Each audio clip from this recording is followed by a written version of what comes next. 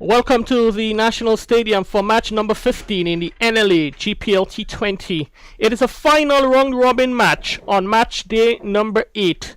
St. David, the East Coast parish, termed the Virgin Parish, one of the powerhouses of local cricket, coming up against St. George's, the capital parish, perennial contenders in GCA tournaments.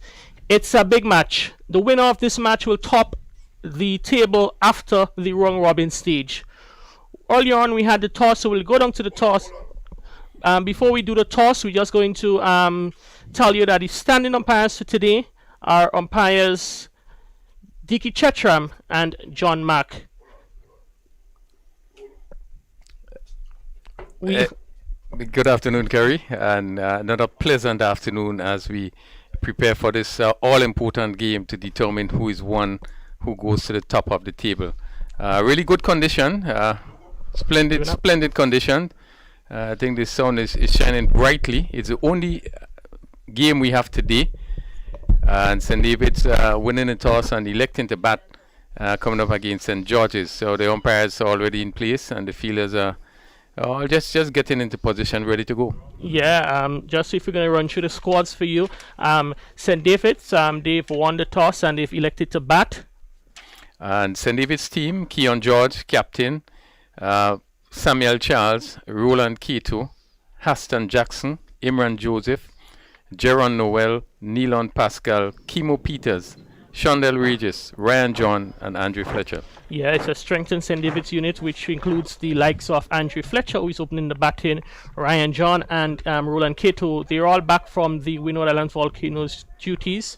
And the St. George's 11, Tyrone Charles, Javon Andrew, Kem Charles, Richard Daniel, Nicholas Redhead, Cyprian Forsyth, Johan Jeremiah, Javid Hazard, Javel St. Paul, Akim Alexis, and Bronson Johnson.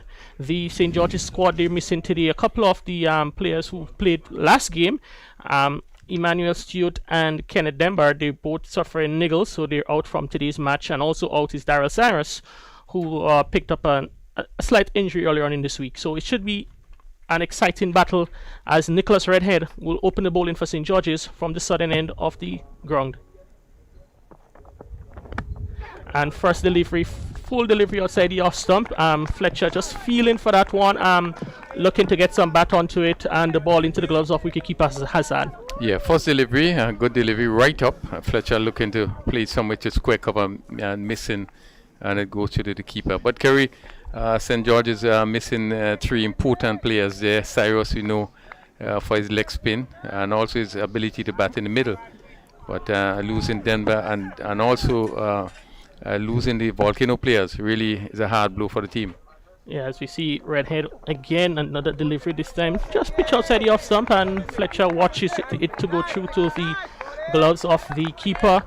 St. George's, Bronson Johnson, the captain, he's back out in the middle. He suffered an injury the first game and missed the 3 subsequent matches, so he's back for the final group stage match. He's in first slip. Back at the point, we see Cyprian Forsyth, Javon Andrews, and Akim Alexis in the cover point and extra cover position, and Johan Jeremiah mid off.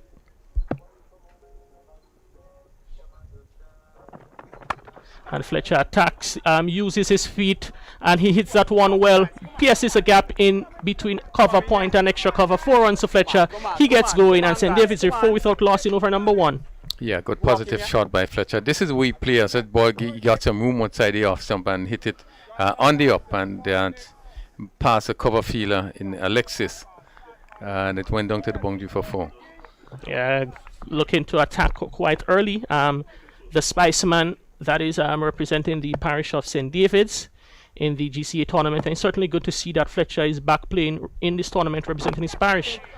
And this time Redhead not offering the width as he would have done in the previous delivery, keeping it very much closer to the batsman. Yeah, Fletcher had to defend a better delivery, tighter in line and also length, and Fletcher only had to defend, push it out on the offside. But St. David's can boast that they now have in the lineup some senior players in Fletcher. They have Roland Kato, and then also Ryan John. Yeah, that's the sort of backbone of the St. David's team for the last 5 to 8 years at the senior level. And they will be certainly banking on those 3 to carry them throughout the remaining matches in the tournament. As we see Andrea Fletcher again for the second time in the over, looking to attack Nicholas Redhead, advancing down the wicket. The bowler probably saw him coming and just decided to throw it up even further, and had Fletcher reaching for it, probably had the remaining position, may just been a half volley. He could have, driven through the offside, but certainly smart thinking there from the bowler, Nick Redhead. Yeah, very good thinking as he pitched it full and wide, and he could have easily taken the edge there, as Fletcher having to reach for it outside the off stump.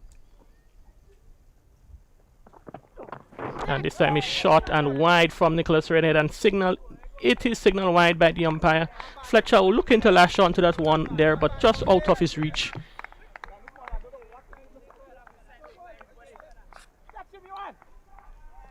Yeah, good call by the umpire. Just outside of that blue line. Fletcher looking to make use of that backward point area that he missed. Yeah, Fletcher opening the batting for St. David. This places from the opening position Keon George, the captain of the team, who's had, and that's a very good lifting delivery there from Nicholas Redhead to finish the first over. Andrea Fletcher sort of committed early on the front foot and realized that ball was rising. He just dropped the arms and swayed out of the line of the delivery. Good first over there from Nicholas Redhead. Yeah, good over. That last delivery was a good lift in the delivery, and this is where experience comes in. Fletcher was able to pull his head back and just drop the wrist and went through with it. But good test in delivery. Yeah, certainly good start. The encounter is certainly living up to its hype so far. A top-class batsman out in the middle there, and Nicholas Redhead aspiring to reach those heights that Fletcher's is at. It certainly served up a very good first over. Yeah, and that can also bring out the best in you. Redhead would realize that he's coming up against an attacking player, one who would have played at the highest level in the region, represented West Indies at the highest level. So he would know that he's coming up against this sort of player, and it would probably what would it bring out from him is that he will go the extra mile. He talks about how he thinks and way he delivers. And certainly we have seen the first over that he bowled really was a good one. Yeah, certainly. And Nicholas Redhead, and he's involved in the training that happens here with the Volcano players at the National Stadium. So Fletcher will be familiar with him and knows exactly, his the qualities that he possesses. And at the same time, he's looking to attack, and also show him the respect that is due. As we see St. Paul to open the inning, and there goes Kemo Paul, soft dismissal. The ball pitched up just outside the off stump, and Kemo Paul committing himself to that full-blooded drive. Maybe as we see the replay, probably would have hit the upper half of the bat and lobbed to Akeem Alexis in the short extra cover position to offer the simplest of catches. St. David, they've lost their first wicket, 5 for 1 in over number 2. Yeah, poor shot by Kemo Peters there. Looking to drive a ball that was not drivable. It's fairly good length delivery outside the off stump, and one wonders what type of shot he was looking to play there. First delivery, and he really played an awful shot and was easily taking it at short cover by Alexis. Yeah, as the Javier St. Paul, he gets into double figures in his wickets count for the tournament. He has so far 10 wickets. That's his 10th wicket for the tournament. He's the joint second leading wicket taker in the tournament. He is on 10 with Daniel McDonnell, and Dennis George is out front on 13, and will certainly take something special from St. Paul to catch up with Dennis George. The new batsman to the crease is the captain, Keon George, with the number 12 on his back. He will make his way to the striker's end, and coming in now at 1 down, Keon George has had some success in the tournament. He's also among the leading run scorers in the tournament. From 4 matches, he's had 129 runs. So he'll be looking to add some more to the total. The leading run scorer to date is Teddy Bishop from his 5 matches, 137 runs. So only 8 runs away from the top position. So I'm sure Keon George would have that in the back of his mind and look to bat a long time for his team to post a compelling total here at the National Stadium. Yes, he had a high score of 44 and really did want to do a lot better. St. David's have not been batting as we know they can.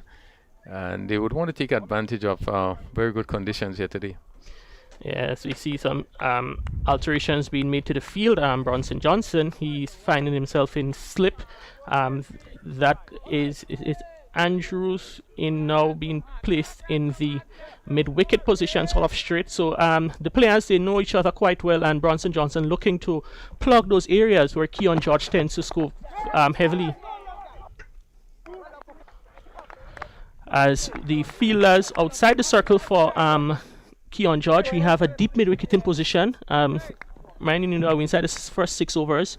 So that's Kem Charles. He's in the deep mid-wicket boundary, and third man, the other fielder outside the circle, Nicholas Redhead. He's on the ropes in the third man region.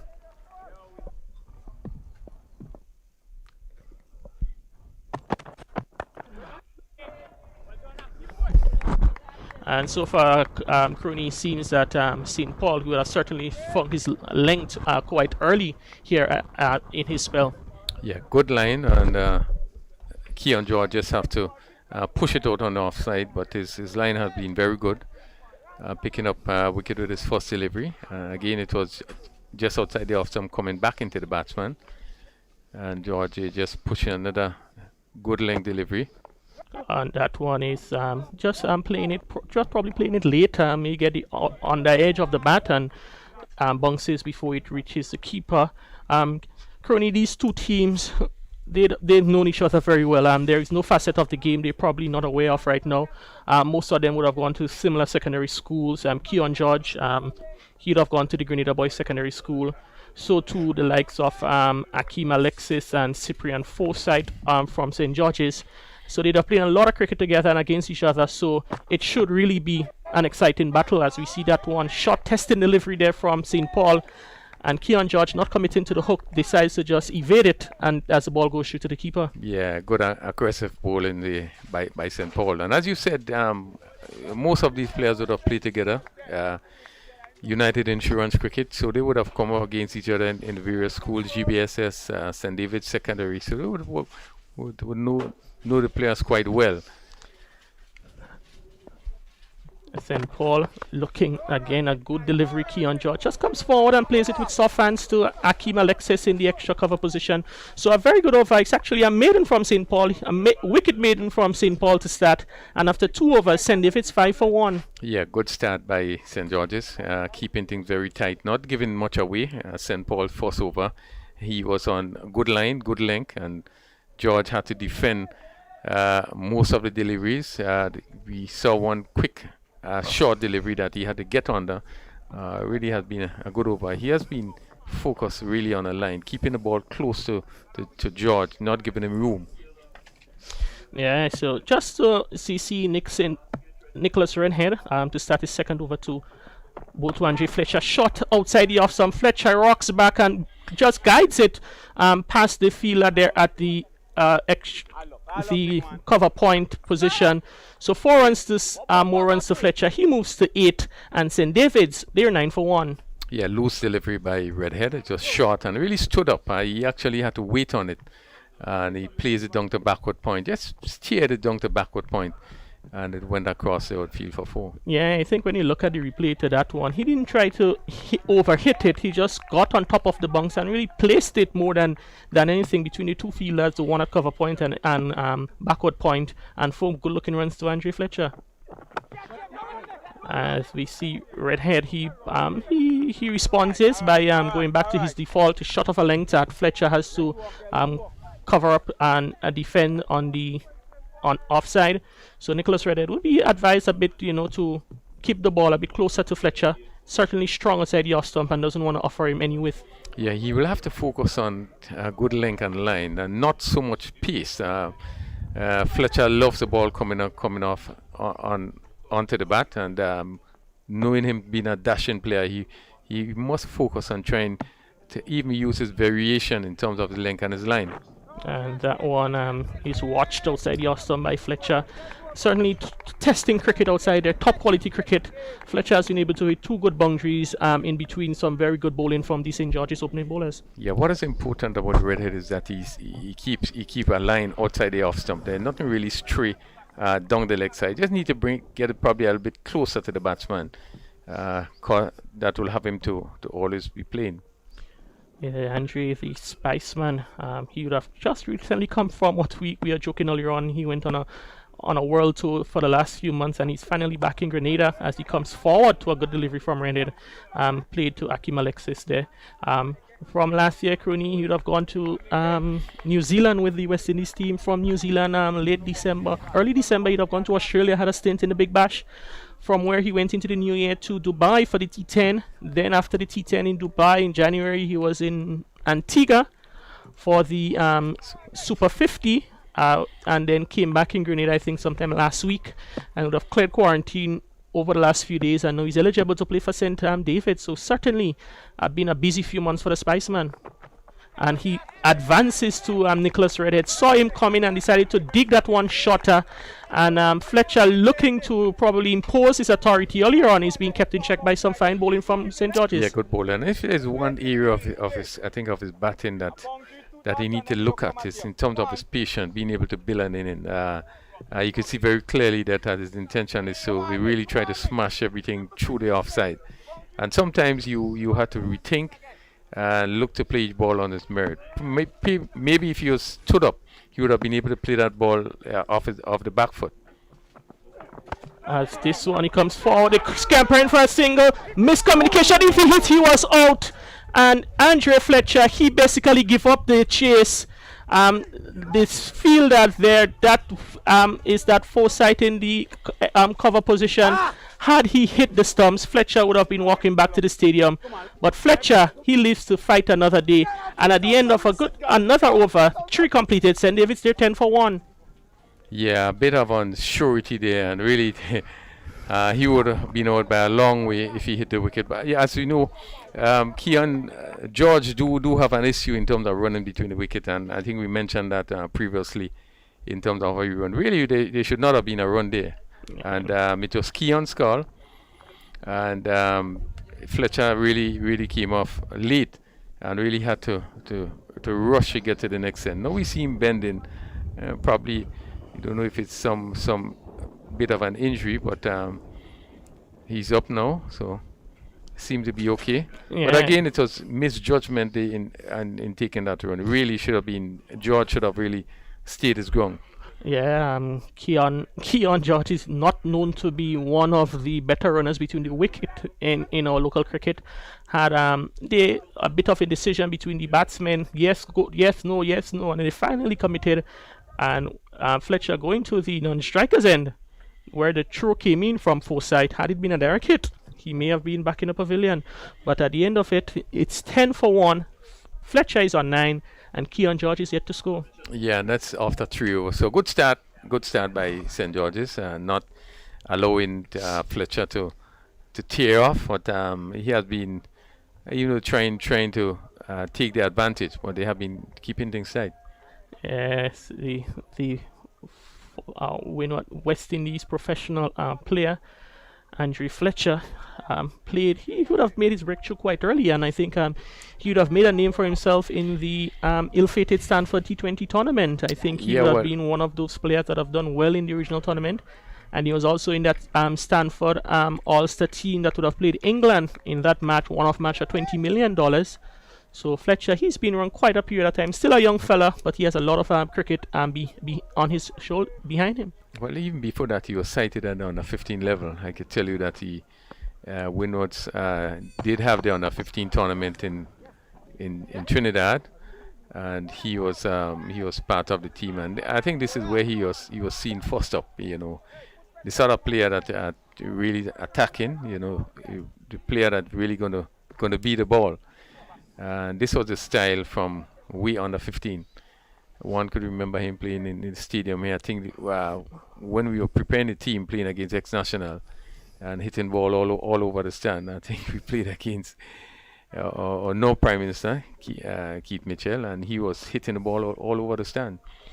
So he has shown promise from just at the under 15 level. As Keon George attacks and he uses his feet, hits that one well, and it will trickle into the boundary, the mid-off boundary. So Keon George using his feet, got to the pitch of that one, bounce it slowed a bit in the field, but he gets off the mark with a boundary, and St. David, they're 15 for 1. Yeah, safe shot, pitched up, and he went down and give himself a little bit of room and hit it over long off position and down to the boundary for 4. Yeah, as we see some changes being made now. Johan Jeremiah, he's dispatched to the mid-off boundary, so he's sent back. We have the fielder from mid-wicket. He's being pulled into the circle, and so it's going to be long off back and third man, the 2 fielders outside the circle.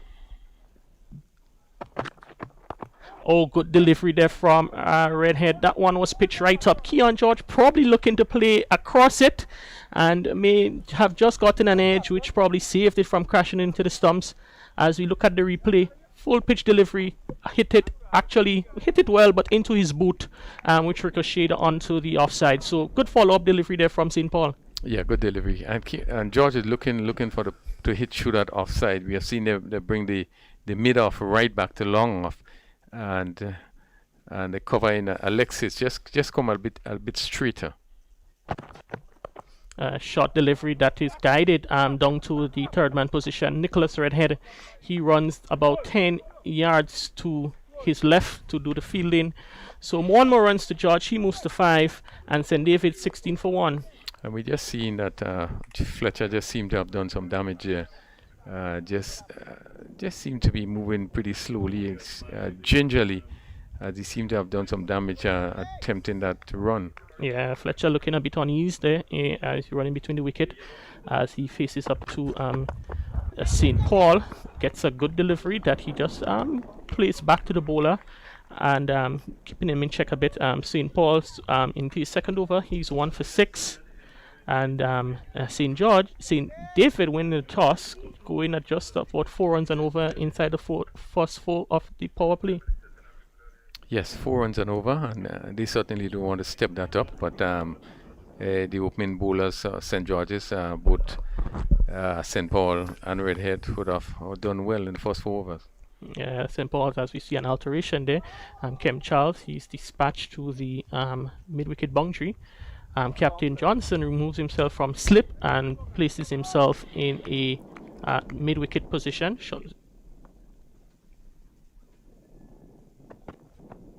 And Fletcher looks to cut, probably a bit too close to cut, and he probably not feeling 100% in terms of his movements, and that one was able to pass on over the top of the bat into the gloves of keeper Hazard. So after 4 overs, and David's batting first, they're 16 for 1. Yeah, and Fletcher just looking a little bit unsettled and not 100% fit, it seems, yes. He's looking to cut this ball down to backward point and just played over it. And it was taken by keeper Hazard.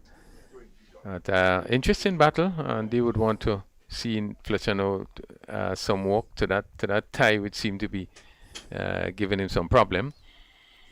They would want to set a solid foundation, this pair. Keon George, as we said before, who have been doing pretty well in the tournament, a top score of 44, played a crucial inning in that match against St. John's, which was reduced due to the weather. So that's 2 important players out there, and they would want to really stick around for some time. Yeah, certainly a strong batting lineup. You still have the likes of Roland Kato and Ryan John in the hut, Shondell Regis. And then it's going to be the muscles of Imran Joseph, Pascal, Samuel Charles still in the hut. He has been struggling for runs, and hopefully get the opportunity Samuel Charles would want to make it count today. And that one is looks to advance, and at the last moment just opens the face of the bat and guides it to the fielder at third man position, which is St. Paul, who comes off the boundary and does the fielding. So 1 more run to Keon George. He moves to 6 and brings Andre Fletcher on strike, who is on 10. Yeah, and both Fletcher and George would be advised, to not to move down the wicket, but this was a shortish delivery, and he was looking to come down, probably to hit somewhere over mid-on. Now we see that fielder is no place push back. A right-handed Fletcher comes into strike. He's now going to long off. But just be a bit patient and, wait on the deliveries.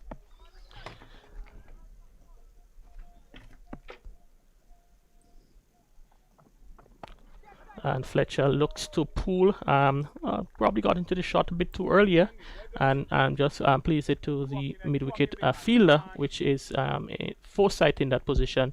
So Fletcher, maybe just the slowness of the wicket, he hasn't come to scraps with that yet. Looking to push on, but so far he's finding it difficult. Just 10 runs off 16 deliveries, going at a strike rate of 62.5. Yeah, and that delivery not short enough. I guess he was trying to manufacture a shot. They looking to hit true mid-wicket, and it sort of rushed onto him. And this one, he comes back and chops, looks to cut, but ends up chopping it into the wicket, and looking to get some runs. Fletcher so far he's been contained so far by the opening bowler from St. George. Well, we saw something yesterday in the game, St. Andrews versus St. Mark's, and what we realized is that the St. Andrews, to the best I've seen the St. Andrews bowlers, and they took the pace of the ball. They were not very fast, so it makes it difficult for the frontline batsman to really to make any deal of stroke play.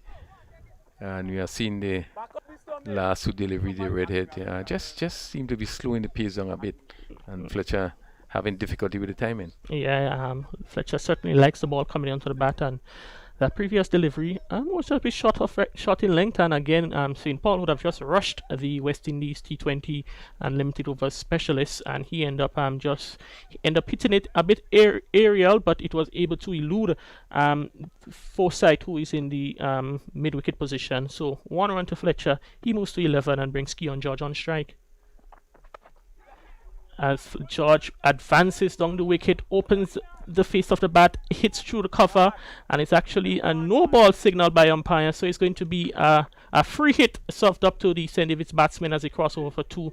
So 2 more runs to Keon George. He moves to 8, and St. David's here 21 for 1 in over number 5. Again, this was a shortish delivery, and he was going on the track. I wonders what is the technique being used there. A shortage delivery bonks in, and he was again looking somebody to swing over long on.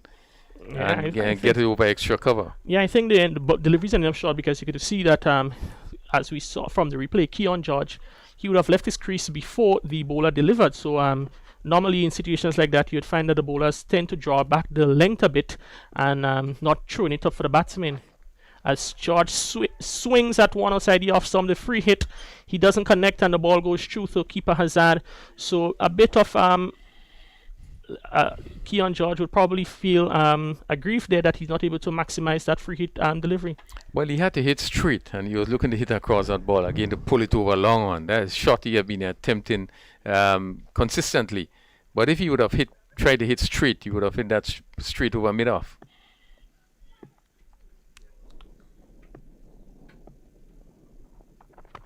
Again, George attacks and ball hits to the fielder. The run out opportunity and a bit of wayward throw from coming in from that is that Jeremiah in the mid-on position. The keeper had to come around scampering to see if it, and Johnson ended up doing the cleaning up, covering up. So the end of over number 5, and after 5, St. David's winning the toss and batting the 22 for 1. A bit of ill discipline in the batting of George there, and once again you see the running was not good.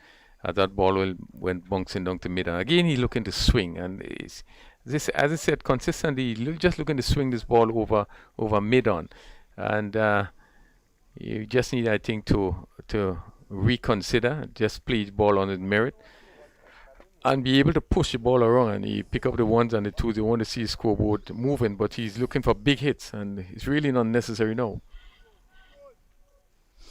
Yeah, so you see the end of over number 5. So we're going to see a change of bowling. St. Paul normally bowls 2 up front and saves 2 for the back end of the innings. We're going to see the youngster Tyrone Charles. He's back into today's 11.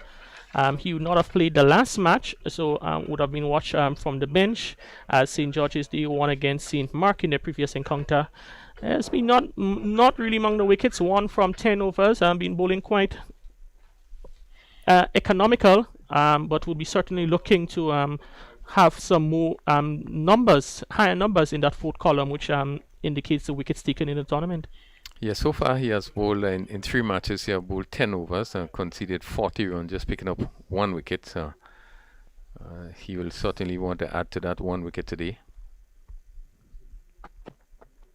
And to that delivery, guided behind point, and there is no fielder, third man, so that's 4 runs. Quite a bit, I'm surprised to see that there is no fielder in the third man position in the limited overs form of the game. And the third man was in, and Keon George, a ball slanting across him. All he had to do was to get enough batting to it and guided between the short third man and backward point, and 4 good looking runs to George. Yeah, well played as he steered it past a backward point and third man up. Went down to the boundary for 4. It has been an issue in terms of the field placement. The third man and the long leg. We have seen most of the team placing the long leg just around the. And that one from George is driven out towards the cover boundary. The batsman, they cross for 2. Akim Alexis does the chasing. So 2 more runs to George. He moves to 15. And St. David's, they're 28 for 1. Well, Crony, normally you have a right-handed bowler bowling to a left-handed batsman, the ball going across him. You would probably think that you would actually have third man in place to maybe third man back on the ropes because the ball moving across the batsman. Yeah, you may want to have another fielder maybe close to catching, but asking with third man up is certainly asking for danger.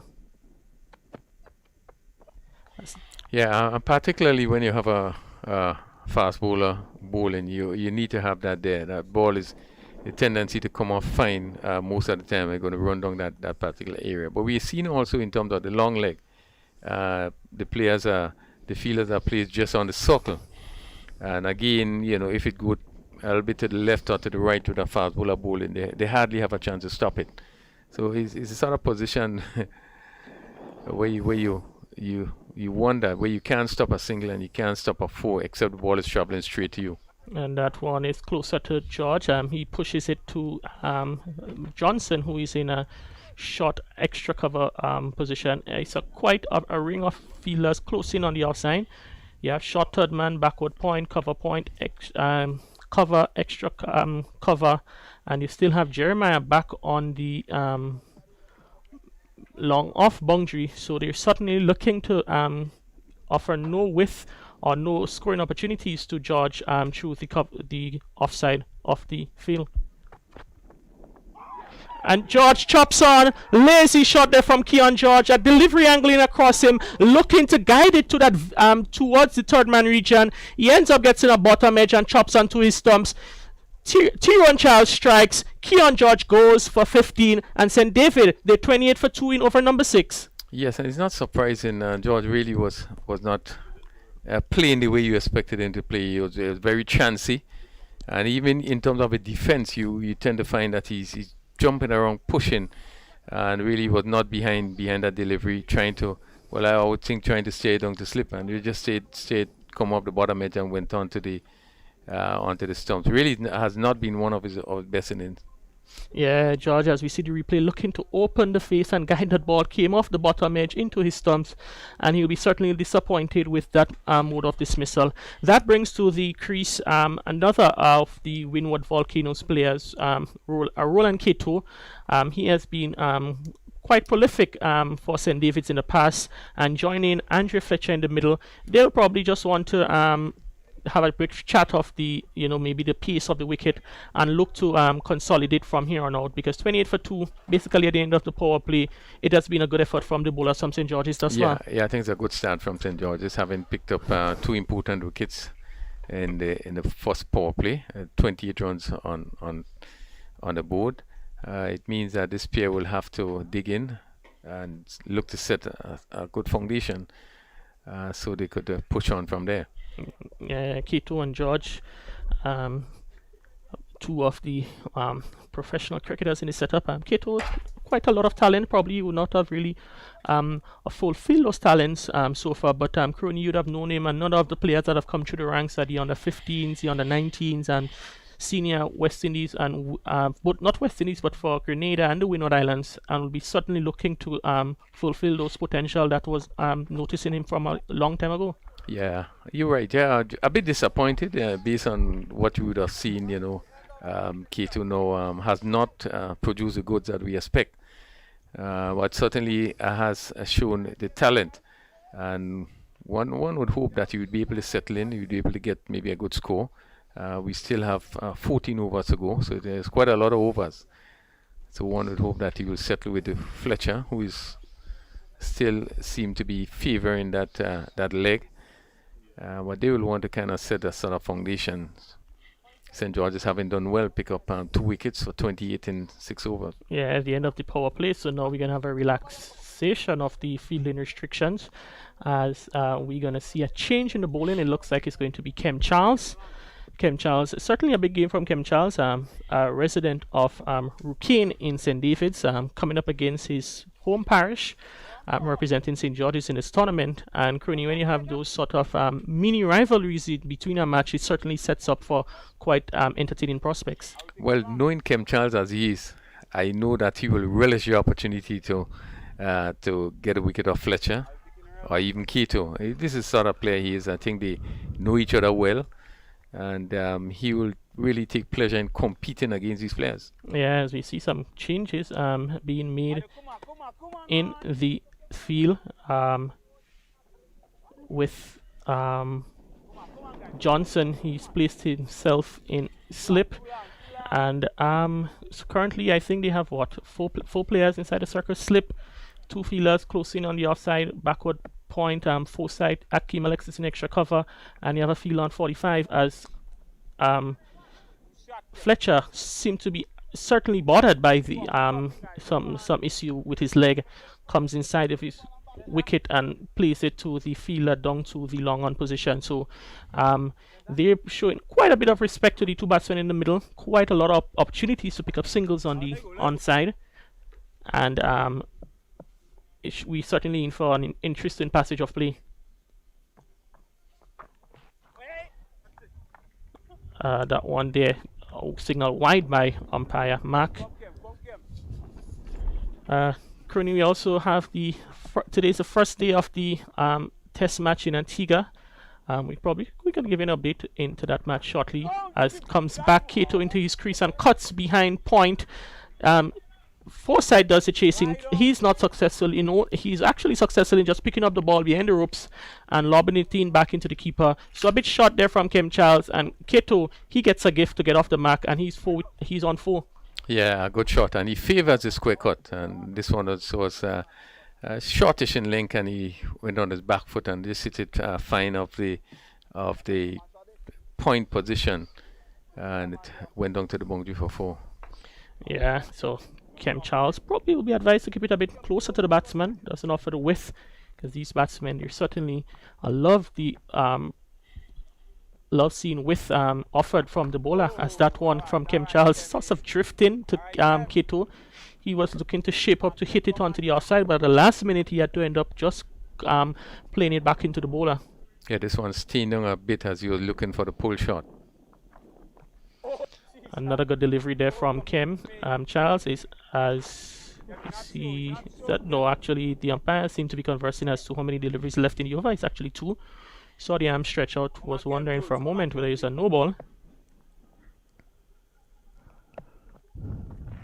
As Kato comes inside and works that one down to that is Redhead coming in from the long off boundary to do the fielding. And so in Antigua, Sri Lanka, they're asked to bat first, and they're currently in a spot of bother. They're 107 for 5. So West Indies certainly enjoying the early goings in that encounter. And again, we see Kem Charles. Quite a lot of work for Kem Charles to do. Come around, he can't stop it. It goes on to Redhead for another single. Crony, quite a few singles coming in that position there. Probably St. George's might be, maybe advised to probably see if they can have a flare maybe in the probably mid-wicket position to kind of stop those singles being scored quite regularly down the ground. Yeah, well, Kem Charles is bowling off spin, and the ball comes into the right hander, and therefore, as he pushes off, it will go on the leg side. Probably he should have a short mid-on, straight mid-on as the ball comes in, so that fielders would be able to stop them taking that single there. But not a bad over by Charles, his first over, and we could see Fletcher, they really been hampered, not being able to play shots, just pushing it around. Deliveries that normally he's going to look to hit away, but he's just pushing it around, and I guess it's because of that injury that he sustained. Yeah.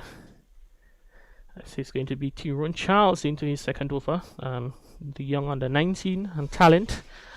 Facing up to Andrew Fletcher, who is already in his guard. You see the keeper, Hazard, is up to the stumps to just, maybe advise Fletcher to remain in his crease. As Fletcher, he swings well, and that's 6 runs. The ball pitched up to Fletcher, and he was able to swing through the line of that one over the long on boundary. So 6 good looking runs to Fletcher. And St. David's, they're now 42 for 2. Yeah, and that one was pitched up in his slot, and he just had to move into it and hit it over long on very easily, a wide long on, and it went for 6. We see now the field has been pushed right back to long on.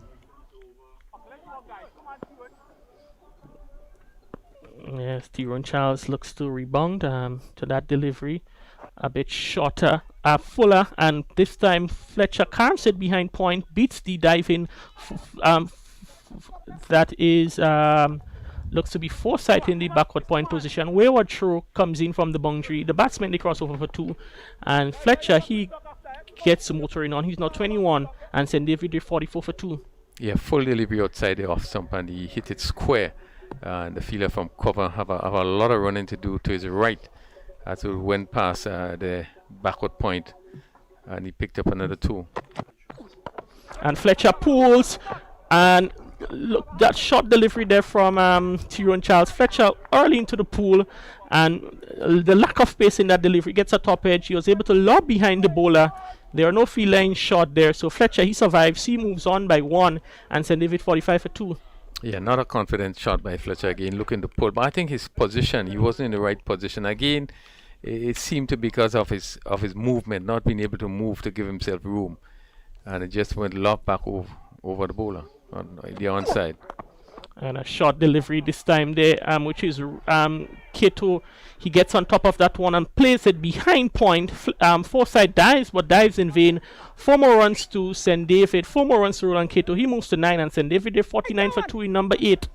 Yeah, good shot. Short delivery by Charles, and Kato was on top of this one in full control and played it to the left of the backward point, and they went down to the boundary for 4. We now seeing that seems as though third man is now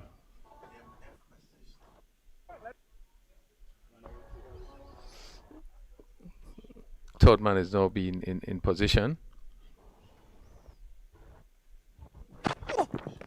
And that one sprayed down the leg side. We wait for the call from the umpire. Yes, signal wide, and the batsman not taken cleanly there by keeper Hazard, and they cross over for another run. So 2 more extras, and St. David's, they've reached 50. They're 51 for 2.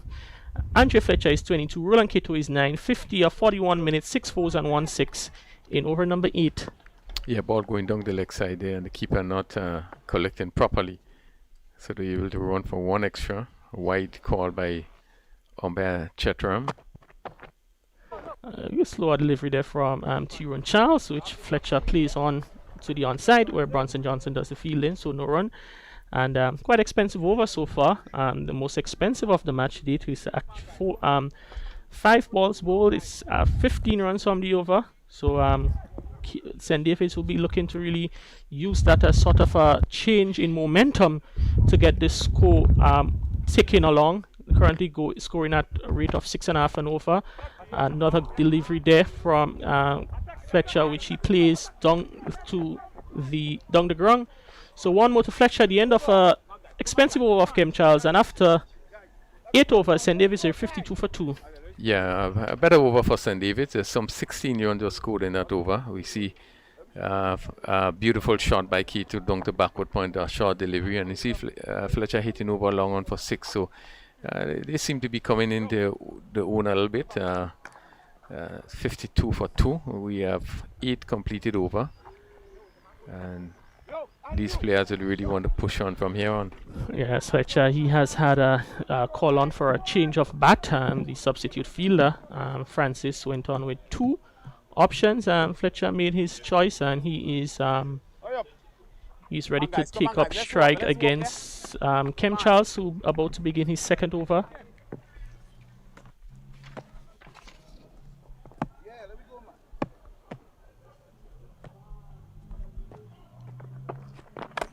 And Fletcher cuts, and the bigger play for cut behind he goes. Kem Charles has struck, and in the most nonchalant manner, he just walks away from the wicket, saying like, "Oh, dismissing Andre Fletcher. This is something I do every day." Very sharp catch there from wicketkeeper Hazard. Fletcher went back, cut thick outside edge, and smart catch in there from Hazard. So it's a dismissal, all manufactured from St. David's. Kem Charles from Rookin, ball to Andre Fletcher from Demon, caught by Javid Hazard from Pomeroy in St. David's. Yeah, good catch taken there by the keeper. It was too close to him, and as you're looking to pick that cap down the backward point, and just seemed to come off the just the fingers, and the keeper taking a good catch. So another really important blue struck there by St. George's, picking up the vital wicket of Andre Fletcher, and we see here that Kem Charles in his 5th game so far, in his 4 games he took 5 wickets for 37 runs. So he has now added that column of wickets, now 6 wickets, but will be elated being able to pick up that wicket of Fletcher. Oh, certainly, Andre Fletcher, a West Indies player, one of the cricketers who is plays a lot on the franchise circuit. Seeing the back of Fletcher, he scored 23, hit 2 4s and 1 6. He was not at his flamboyant best, but at the same time, I'm sure they're happy to see the back of Fletcher, as Shondell Regis, the left-handed former national under-19 player, he strides to the middle, and will be certainly another battle between Kem Charles and Shondell Regis. Yeah, almost from the same area. Oh yes. Let me start over. Come on.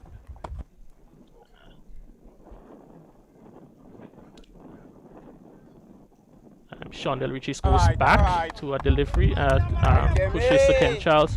So St. George's would be feeling a bit elated to see the back of Fletcher. Brings to the crease Regis and Kato, and I think having to deal with Regis, who can be a quite dangerous batsman. They'll certainly prefer that prospect, as he drives, and he drives well beyond the reach of Akeem Alexis. An outstanding fielding down on the boundary there from the big man. They come back for a third. Throw comes in from Redhead, who certainly would have saved 1 run there for his team. So St. David's, they're 55 for 3 in over number 9. Yeah, and Regis played a good shot over pitch delivery as we drive through extra cover and picking up 3 runs. Good running, and he's the sort of player that's going to really run in the wicket. Kato was equal to the task as they picked up 3. Kato versus Kem Charles. Delivery that he turns behind square, but the fielder in shot on the 45 does a fielding, so no run. As you see, currently compared to previous over, we now have a fielder placed in the mid-wicket position. So those singles down the ground, as they have done quite successfully for the last few overs. That option is being sort of maybe the door to that is being shot slightly ajar, as we see a good delivery there from Kem Charles. That one pitch and probably just held its line a bit, had Kato pushing forward and beating the outside edge. Yeah, Kato playing for the turn day, and that ball went straight on. Again, good bowling by Kem Charles, keeping things really tight, causing the batsman to really think. And he has completed his second over. So far, 1 for 12. Yeah, that over going for 4 runs and picking up the important wicket of Andre Fletcher off the first delivery of the over. Tyrone Charles, whose previous over went for 20, who went for 16. He's now back into, he's going to bowl his third over, and will be certainly, as we see the hills of Dabo, the guys, they're getting ready. That's Montrush side, and with the kites being flown in the background. It is certainly beautiful weather for kite flying, and when the season Easter fast approaches, and it's certainly a good day to be outside. And Crony, certainly nice to see that the youngsters are outside and not necessarily inside on such a glorious day. Yeah, pleasant condition, really, really good condition. As you see those guys are preparing, we know that not too long from now, Good Friday, we expect a lot of that all over the island. Yes, Kem Charles that's Tyrone Charles, and he tugs and drops one bounce to the fielder there at the long on boundary. That is Johan Jeremiah. So Kato looking to hit down the ground, doesn't time it as well. He gets off strike, brings Shondell Regis into the crease, and St. David's there 57 for 3 in over number 10. Yeah, and Kato looking for the drive. They're not getting hold of this one. Just dropping just a few meters in front of the long on fielder, and he picking up another single. Yeah, Kem Charles. Kem Charles is one of 3 Charles in the squad for St. George's. The third one, Chad Charles, he's not playing today, but so you have the pair of Charles currently operating with the ball as he's into bowl to Shondell Regis. Full delivery, pushes it down the ground, and Johan Jeremiah comes off the boundary and does the fielding as the score moves on to 58 for 3 in over number 10. And we're joined by it seems that would have been a no ball. Yes, no ball signal there by the umpire. So we await the signal for the free hit, which comes now. So a bit of a transgression there from Charles, and he provides the opportunity now for Kato to swing for the rafters without any consequences. As he pulls out of the delivery, and we join in the commentary box by a special guest, the talented wicketkeeper batsman from the village of Dover, from the island of Carriacou. Welcome, Emmanuel. Mr. Kerry, thanks for having me. It's nice to be here. Different perspective, different view from the top. So it's nice to be here. Thanks for having me. Yeah, as we see Kem Charles about to again restart bowling that free hit to Kato. Kato gets inside the wicket and he hits it over mid wicket. So that's a big hit from Kato. That one sails into the stands about onto the just below the second upper level of the Royal Lewis Junior Murray stand here. So it's been a bit of a free gift to Kato with that no ball and that free hit, and he certainly maximized from it. St. David's 65 for 3. Emmanuel, you're back in you guys just recently came back from Antigua in the CW Super 50, as we see Charles, and that one is hit there straight to Forsyth. Emmanuel, Forsyth back in Grenada after the Super 50. How will you regard your experience in the tournament? It's another learning experience for me in my young career. I thought it was a decent tournament for us as a team. Not didn't went to plan for me personally, but it's a learning experience and it's something that I want to take going forward into my career. Yes. And that one is played on the onside by Kato, so he moves on by 1 to 18, and St. David's there 66 for 3. As you said, it may not have been one of your most successful, but you are probably I think at the end of the tournament you were among the awards. Being one of the most successful keepers in terms of dismissal. I think you'd have shared the Jeff Dujon Award with Dinesh Ramdeen from Trinidad, so must be elated to be able to win an award named after such a successful, one of the most successful keepers produced by the West Indies. Yes, definitely, and to share that award with one of the best glovesmen in the Caribbean and by extension in the world, Dinesh Ramdeen, it's an honor, and it just goes to show that just have to continue doing the work, going forward. Yes, that one is pushed down the ground there from Shondell Regis. So he moves on to 5, and St. David 67 for 3 as Emmanuel Stewart. He's had quite a career so far. He has the distinction of captain in the West Indies under 19 team. Not the last World Cup, but the one previous to that. And he also played first class cricket, list day cricket. So I guess Manny, as many people may ask and encourage you, I guess wearing the colours of the senior West Indies team will be certainly in the prospect not long from now. Yes, most definitely. Again, just continue doing the work. It's been a short career for me so far. In terms of senior level cricket, but I think once I get my performances together, then the rest would take care of itself. So just a matter of continuing doing the work and doing the right things day in and day out, and the rest will take care of itself. Yeah, at the halfway stage, St. David's there 68 for 3. Emmanuel is also a member of the St. George's team for this tournament. Emmanuel, at the halfway stage, your team being able to pick up 3 wickets, satisfied with what has happened so far?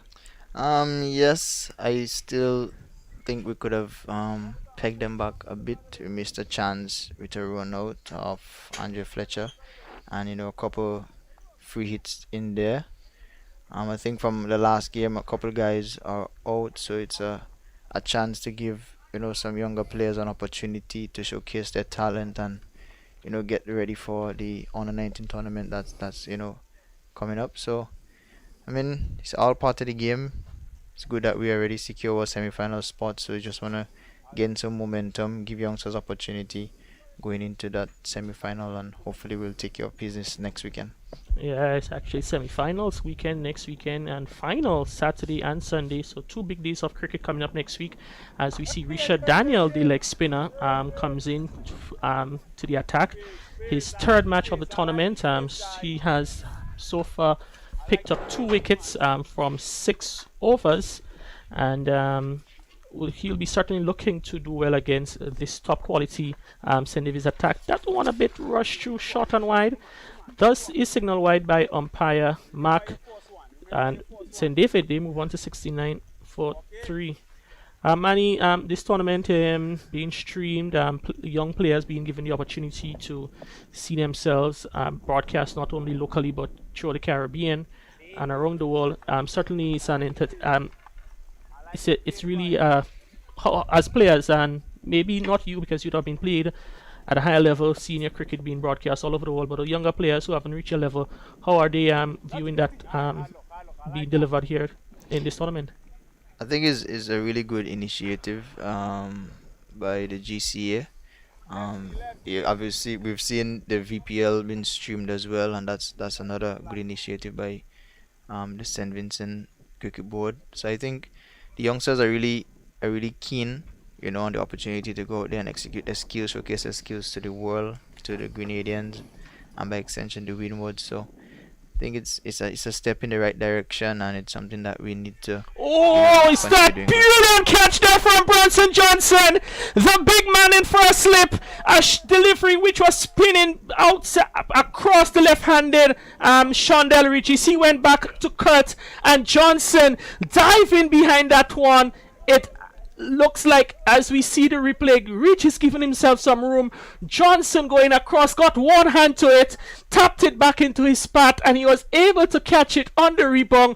Outstanding effort there from the big man in slip, Emmanuel Stewart. Yeah, that actually reminded me of a catch that Chris Gale took in the global T20 one. Yeah, he reacted a bit late, but he rebounded well in the end. So decent catch by Mr. Bronson there. Yeah, as we see another wicket there from St. David's. They've lost now 4 wickets for 70.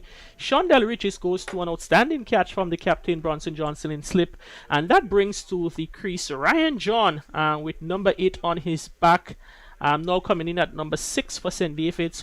Quite a lot of talent, a talented individual, one who can play the long inning, and he can also hit the ball a very long way. And Emmanuel Stewart, that partnership now between Kato and John, certainly St. George's would want to see the back of 1 or 2 of them very soon.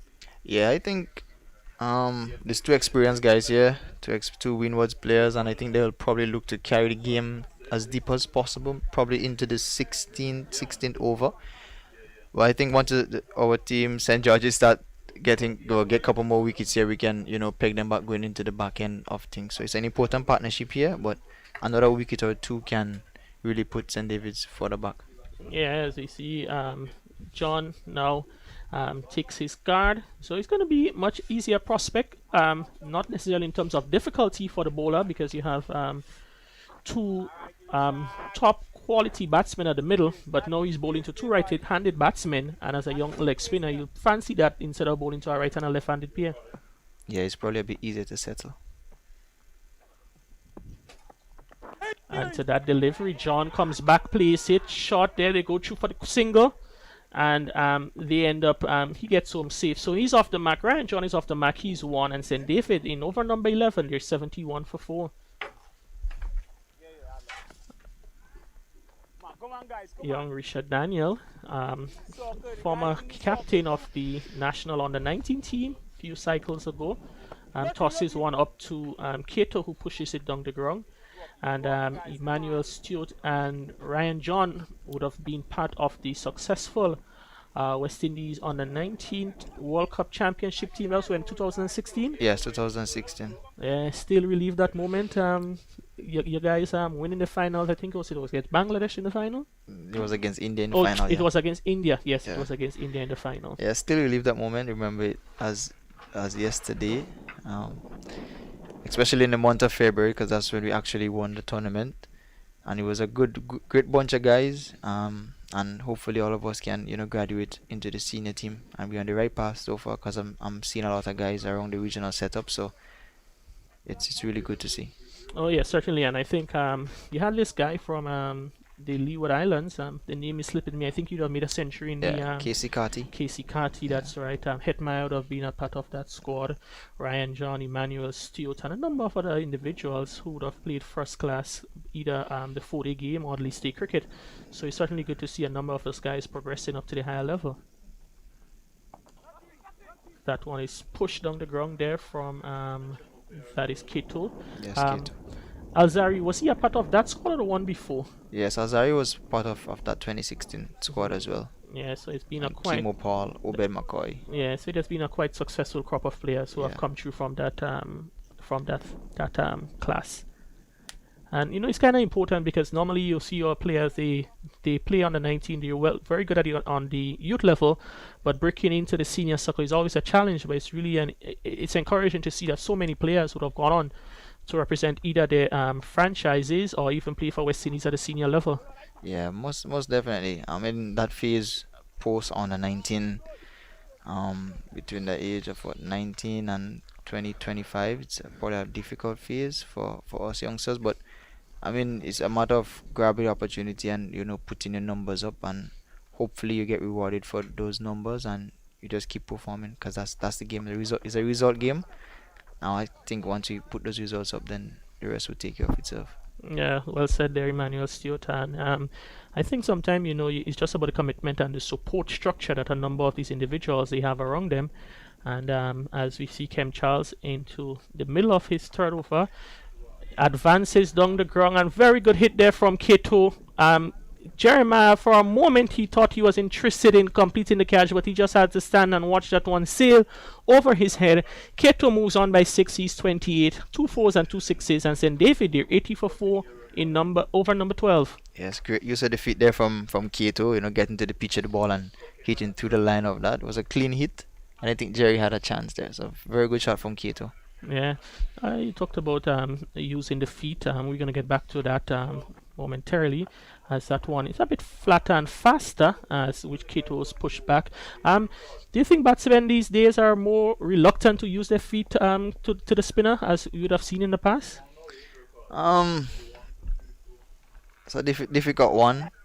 I think you need to have a game plan in terms of every batter is different, so some batters would prefer to use their feet, some would prefer to stay back. But to me, it's a matter of the situation, where the wicket is playing. If you have to use your feet, you should use your feet. If not, then you can sit back. Because if a spinner is bowling pretty much flat, it might be difficult for you to use your feet to him. But once he's very in his pace and you see that he's tossing the ball, I think you should try to get to the pitch and put some doubt into his mind, even if you're not going to use your feet to get a big hit, as we saw what Kato did. Use his feet and hit straight, but you can still use your feet and hit the ball down the ground for one, and that could put some doubt into the bowler's mind.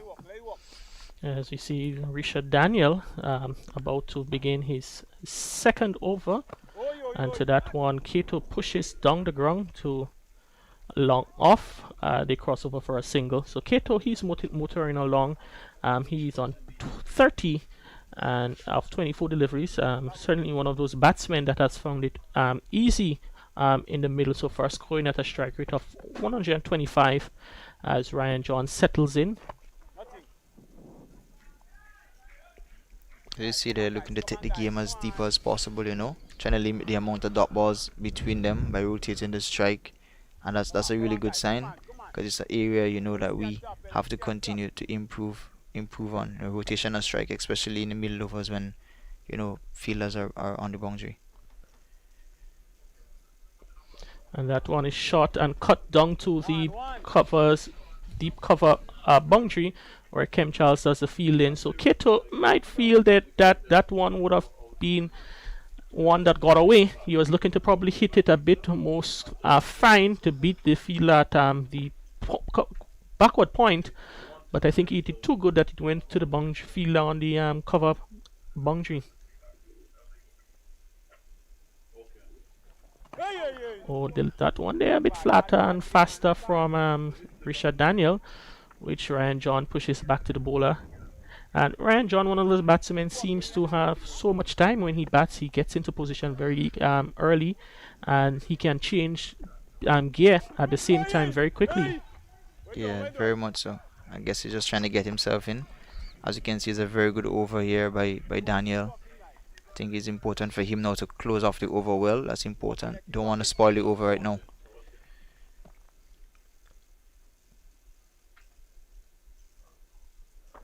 Oh, that one is a full toss down the leg side, signal wide there from umpire John Mack. So Richard Daniel, he would have to re-bowl that final delivery as bring to an end over number 13.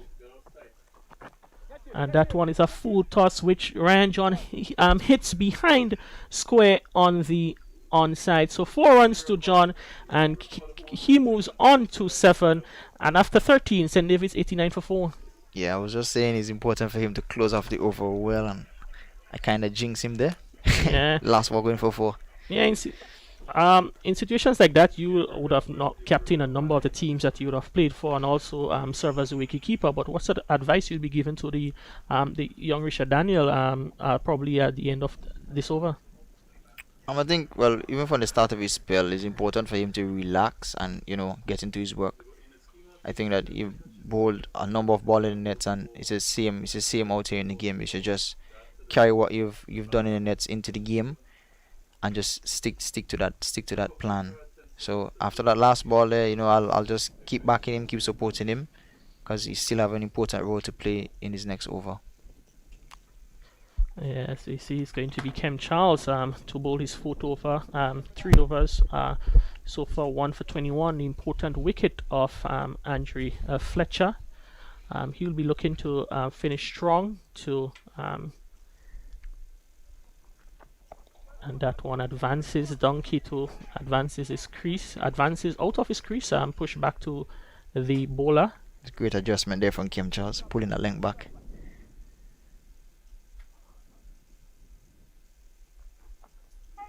And that one was just a bit slower in pace compared to the last one. Yeah, just a bit slow, and a change of length again also. Pull back his length there again. Yeah. So that's 2 dot balls now. Yeah, 2 dot balls in the over. Certainly a good start there from Charles, and knowing Kato, who wants to be on top of the batsman, he'll be looking to make up for those 2 dot deliveries delivered early on.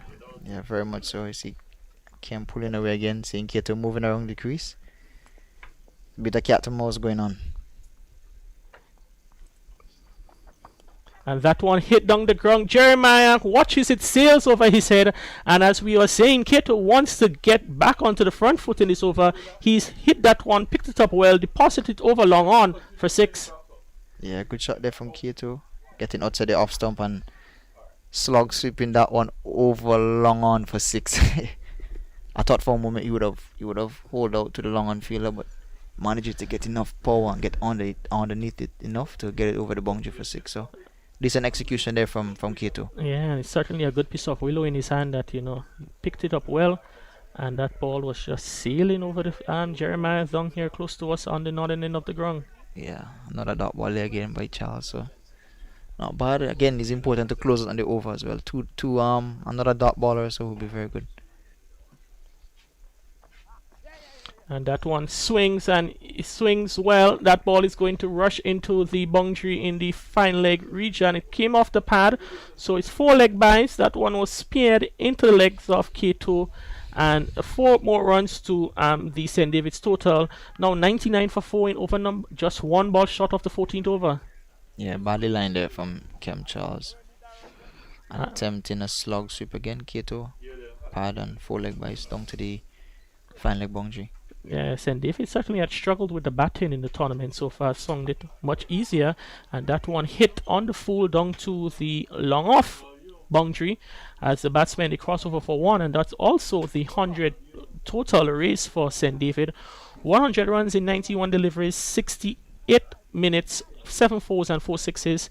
It's also the end of Kem Charles' spell. 4 overs, no maiden one for 28, and the last over going for 11 runs, which included 4 leg byes. Yeah, decent spell there again from Kem Charles. 4 overs, 1 for 28 with 12 dot balls in those 24 balls. So decent spell, and going into the back end is important for St. George's to keep it as tight as possible and try to limit St. David's. Yeah, as the 2 batsmen, they look to get set there. Ryan John 7 from 6. Kato, he's motoring along. 38 from 31 as looking to the business end of the inning, and he hits that one, and Nick Redhead on the ropes. The ball sails over his head, looking to probably get up to tap that one back into play, but Kato, he's hit that one too well, and it's 6 more to Kato. His 4th 6 of the inning, and now he moves on to 44, and St. David there 106 for 4. Yeah, that ball was in the slot again. Another attempted slog sweep over long on to deep mid wicket area. I think he need to pull back his length here. He dives behind that one, hit down the ground. Good effort there from Richard Daniel to keep Kato on strike. Yeah, very good feeling off his own bowling. That's important.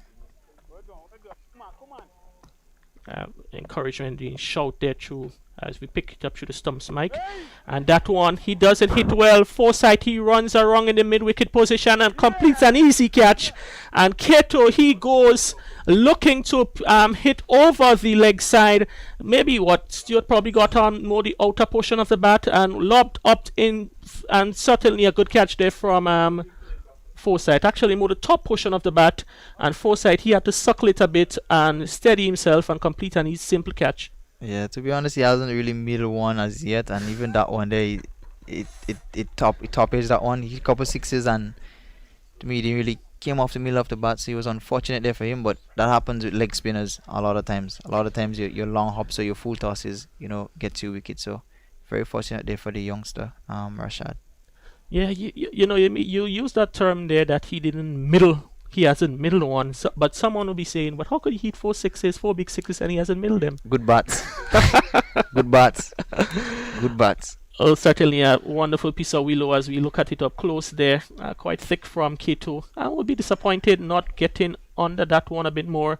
But his innings comes to an end. 2 wickets to so far to Richard Daniel. He's 2 for 18 in over number 3, and that brings to the crease the wicketkeeper batsman Samuel Charles, who has certainly been struggling so far in the tournament.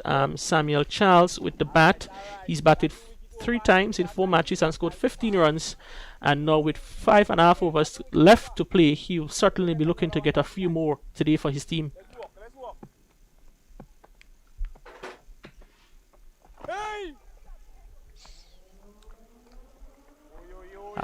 Now with a wicket, the partnership being broken, right? Emmanuel, you batting outside there like Ryan John. What do you think would Ryan will be looking to do now? Kato, who was the one was motoring long, dismissed, and what do you think would be running through the mind of Ryan John at this stage? I think he's more the mainstay batter now. His role is to carry the game all the way, try and bat all the overs right now. So we're bowled again. Yeah, so his role is to try and bat all the overs right now and keep it rotating probably until the 17th, 18th, depending on how much batting there is to come. Not sure how well those other guys can bat, but yeah, well, you still have in the hut Imran Joseph, as we see Not a good delivery there from Richard Daniel to end a successful over, one which yielded 7 runs but picked up the wickets of Roland Kato. St. David's after 15, they're 107 for 5. Yeah, they have still have the likes of Imran Joseph and Jaron Noel and Neilon Pascal, who can certainly swing the long handle and hit the ball a long way, but I think they'll be depending on the two at the middle to bat maybe all the overs remaining. Yeah, I think it's key for Ryan to bat all the overs remaining and the other batter to try and bat around him, try to get bat onto ball and at least get him back on strike, because he's very important in terms of hitting the boundaries at the back end, which is really, really important. Yeah, as we see a change of bowling, the captain of St. George's, Bronson Johnson, number 13 on his back, he takes up the bowling. I think it's actually his first over of the tournament. Yes, Johnson's first over of the tournament. Actually, it's his second match. He played the first match, picked up an injury, was out for the subsequent 3 matches, and he's now back for the final match in the round robin stage. As this one, John looking to maybe play down to the third man region, beats him, and Hazard keeping up to the wicket, collects cleanly. Manuel, you're a keeper yourself. How difficult it is to be keeping up to those medium pacers and even those bowlers who are maybe bowling a bit faster than Bronson Johnson? Yeah, I think it's important. The reaction is very, very important, and staying down for as long as possible, coming up with the ball. As you see, that one they kept a bit low, so staying down as long as possible and just reacting to the ball. It's pretty difficult, but it's part of the job. I have to get it done. Yeah, we see Johnson. John had to sort of dig down at that one, and the keeper was certainly excited there in removing the bails. Yeah. Bronson Johnson, he doesn't look to be bowling fast, but what he's known to do is to bowl a very good length and line. He doesn't offer much width and have the batsmen playing at most of those deliveries. Yeah, I don't think he can afford to offer width to that field, given third man is up in the ring. And that one is slides down the leg side. Hazard comes wrong smartly and collects it. It's a very good take. Signal wide. As we see the leg side field, we have 3 fielders back out on the boundaries.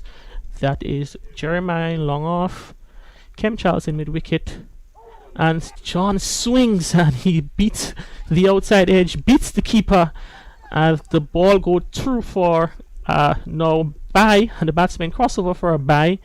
So John looking to probably get after Bronson Johnson, and the ball is not there for those shots.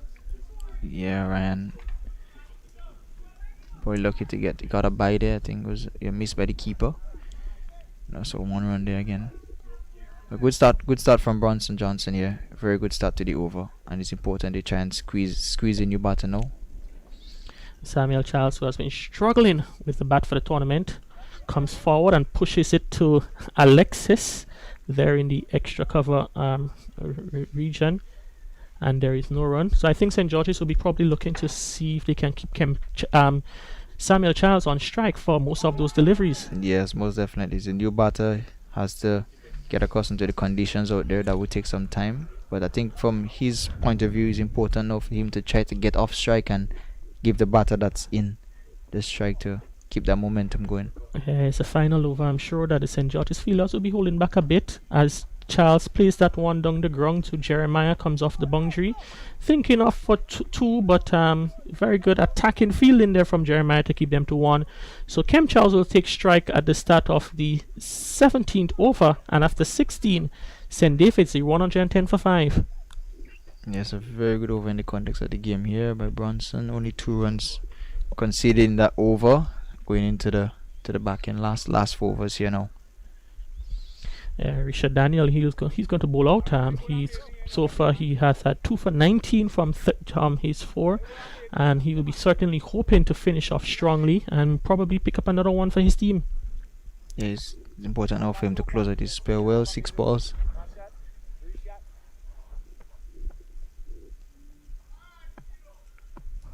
I think Bronson also looking at his options in the back end as well.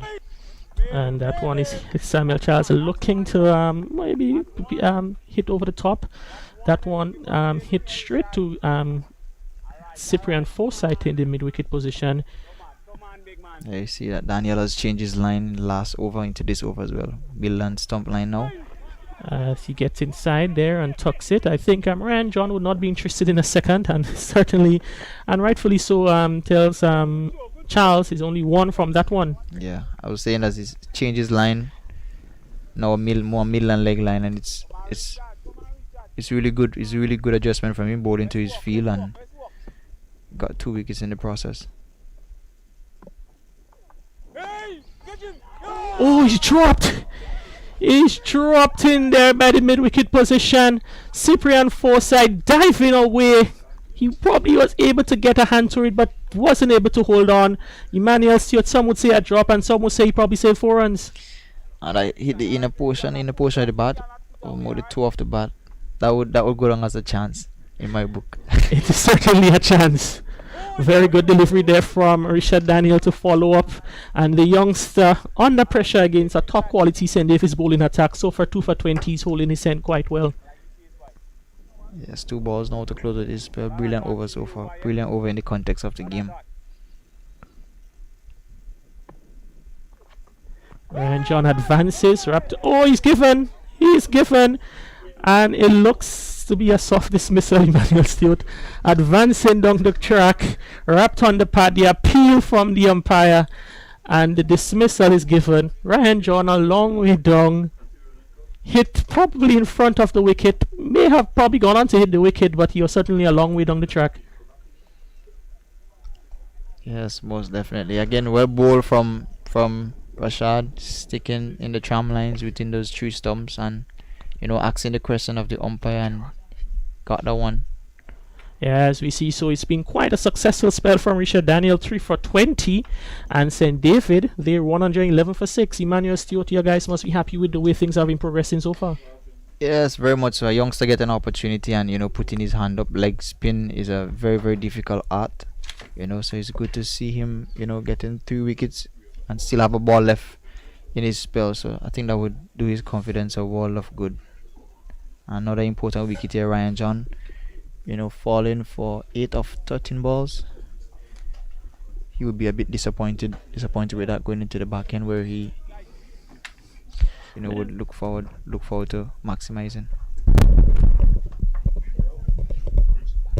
As we see the new batter, that is Haston Jackson. He makes his way to the middle. So Jackson replaces John with just 19 deliveries left in the inning. Final ball in the spell for Richard Daniel, who tosses that one up. Jackson looking to hit that one maybe over the long on in the mid-wicket region, but he ends up going down to the fielder there at long on. So the end of a successful over, one which yielded 2 runs, and the end of a successful spell from Richard Daniel, 3 from 21 from 4 overs. In the context of the match, certainly an excellent bowling performance from Daniel. Yes, a top spell. Very good spell. Look at the wickets column. 3 wickets there in that spell. It's a very good spell, and I think it did a great job for St. George's. Yeah, we're just into the final 3 overs now. Samuel Charles and Haston Jackson. As we see, it's going to be St. Paul, who has made a name for himself in the back end of the innings. He's on 10 wickets in the tournament, the second joint wicket taker, and will be looking to probably maybe get 1 or 2 more for his team to inch closer to Dennis George, who is on front on 13 wickets. The back end is a difficult place to bowl, but once you execute your plans well, you tend to get a lot of wickets. So hopefully he can execute well here in his last couple overs. As we see, the fielders are in on the offside, and those on the leg side are out. Thick outside edge again. Jackson looking to hit towards the onside, but that ball moving away from him, got the outside edge and lobbed over Alexis in the cover boundary. So 1 run to Jackson, he moves to 2, and St. David, they're on 13 for 6. Yeah, just misses Yorker there. Tried to hit that ball over cover, but mistimed it over the point fielder. Brings Samuel Charles into crease. Samuel Charles 2 from 7. And that one he pushes firmly to Bronson Johnson in the cover position. So he moves on to 3. And St. David's 114 for 6. It's one of the tricky phases in the game. Back end is more of a cat and mouse phase here. Bowler misses length, might travel over the boundary. I think once you execute well, then you can contain the batter and get wickets as well. St. Paul continues from this northern end. This one is hit. Let's see, down to the long off and straight to the fielder. They amble another single. So we in the 18th over. Jackson on 3, Samuel Charles on 3. St. David's winning the toss, batting for 115 for 6.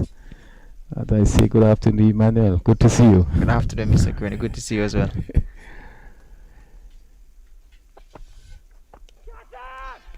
Down to again, one bounce just in front of the mid-off fielder. Again, Samuel looking for the big hit. St. George is keeping things pretty tight here. Yes, I think St. David's would be a bit disappointed not being able to have a set batter going into the last 4-5 overs, just losing Ryan John there in the last over. So I think it's important for them to try and get pattern ball in this last few overs and maximize on every delivery here now.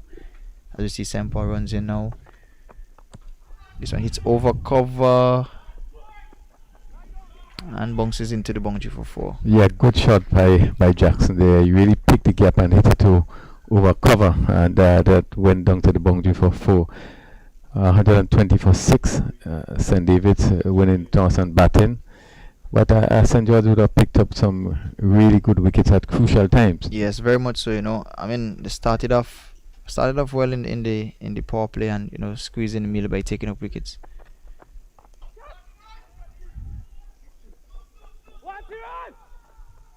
Cleans up, long off, cleans up well, straight into the keeper. Yeah, once again, a safe area over cover. The fielder at long off had to run to his left.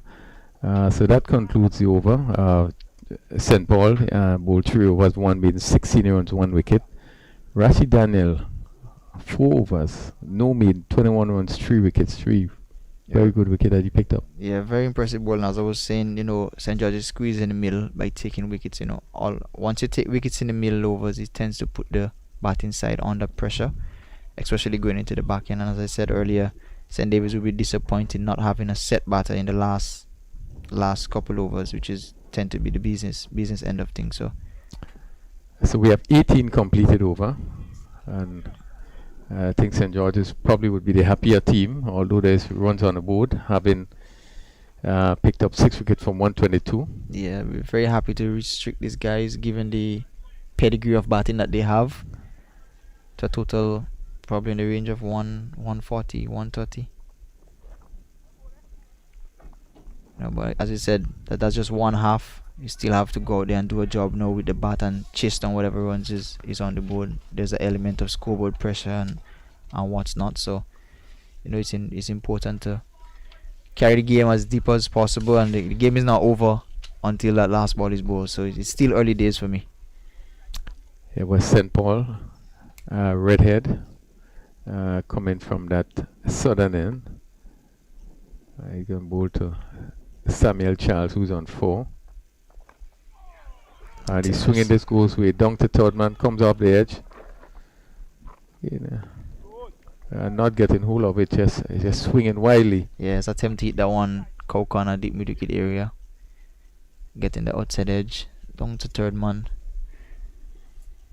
We have seen, Emmanuel, in this tournament that players, Volcano players, coming back, and one would expect that when these players come back, they're really going to dominate this tournament. Well, we haven't been seeing this. After this ball, as Redhead comes in to the batter, attempts to hit over the mid wicket again, should fall short, gets a couple of runs. Yes, just Volcano's players just returning from the just concluded Super 50. Couple players are injured. Couple players are in some of the teams.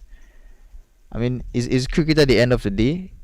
Some might say it's a lower level and all of that, but it's still cricket. So as much as you prepare well and you return into a lower level, it's the same ball, it's the same bat, and it still takes one ball to out you. So the expectation is always there, but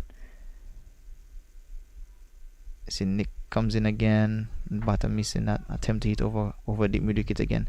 So the expectation is always there, but again, it's cricket. You don't always have your day every day, but I think just by having those players involved in the tournament, you would help those other players involved in the team, especially the younger ones, to grow and have that conversations. Because even myself being involved with the St. George's franchise, I've been having a lot of conversation with the youngsters and just trying to pass on whatever knowledge that I may have gained in my short career so far. So I think that is an important element also. As you see, Redhead runs in now to the batter. Good delivery there. Attempted Yorker, executed well there. Dot ball again. Yeah, and I think the players are really looking for a lot of big shot. But if they look to push the ball around, they could still pick up the ones and the twos. Now we have 5 deliveries in this over, and really, I think we just probably got a single in this over. Yeah. Again, it started from the middle overs where they lost a lot of wickets, and that's the importance of having a set batter in this type of overs. It'll be easier to maximize on those deliveries. It's a bit harder now having 2 new batters in the death over. Attempted short ball there, gets away with it. No, it's a wide. Yeah, it's a wide signal by the umpire. So yeah, good decision on the leg side. St. David's will be hoping that they probably can get maybe probably another 15 runs. They just one over, so maybe they get another 10 runs. End up maybe 135, which would be very disappointing when you look at the squad of players. Fletcher, the Kato, John. Kato played a good innings. Yeah, it goes back to what I said. I know the 4 players involved, but again, sometimes it doesn't work out. It doesn't work out your day. Sometimes you don't get the score that you want, but again, it's just one half done. Whatever runs on the board, I'm sure they'll believe that they can defend it. This one hits straight up in the air. Long on fielder runs around. No chance. Yeah. 6 there. Yeah, good shot there. Jackson picked this one up and just hit it over long on. The fielder coming around really didn't have a chance. Went over his head for another 6. And that takes Jackson up to 17. At the end of 19 overs, St. David's 132 for 6. And actually, it's the first time I think St. David's have scored 100 runs in a tournament. I mean, the scores generally have been pretty low. And I wouldn't say it's anything to the pitch, but the scores have been very low. And they 132 for 6, and which is the high score in the tournament. Okay, well, I haven't been following their batting, but I'm guessing that they'll be happy with this total here now, given the current the situations that they had before, and I'm pretty sure that the bowlers are gonna fight with whatever total that they get here and try to win this game. Yes, and St. George's played well. I think when you look at the tournament, this is the final of the round robin.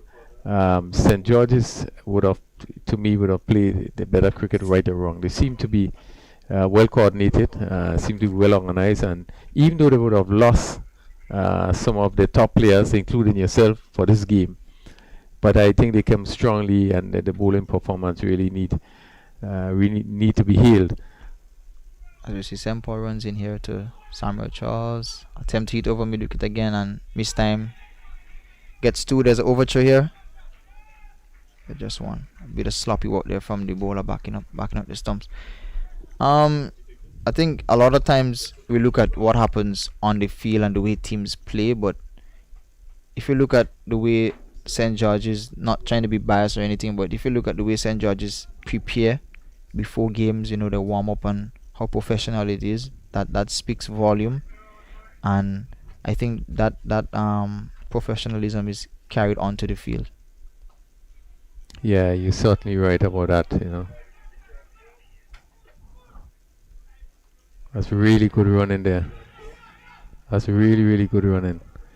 Picking up 2 runs there. And that ball is actually straight to the fielder coming in there, but really, really good running by both batsmen. Yeah, putting pressure onto the fielder by running the first one hard and creating a chance through the fumble, and getting 2 runs. Yeah, so that professionalism that they have during their warm-ups and training sessions, you carry that onto the field, and a lot of times we don't see what happens off the field, but it has a direct impact on what we do on the field as cricketers.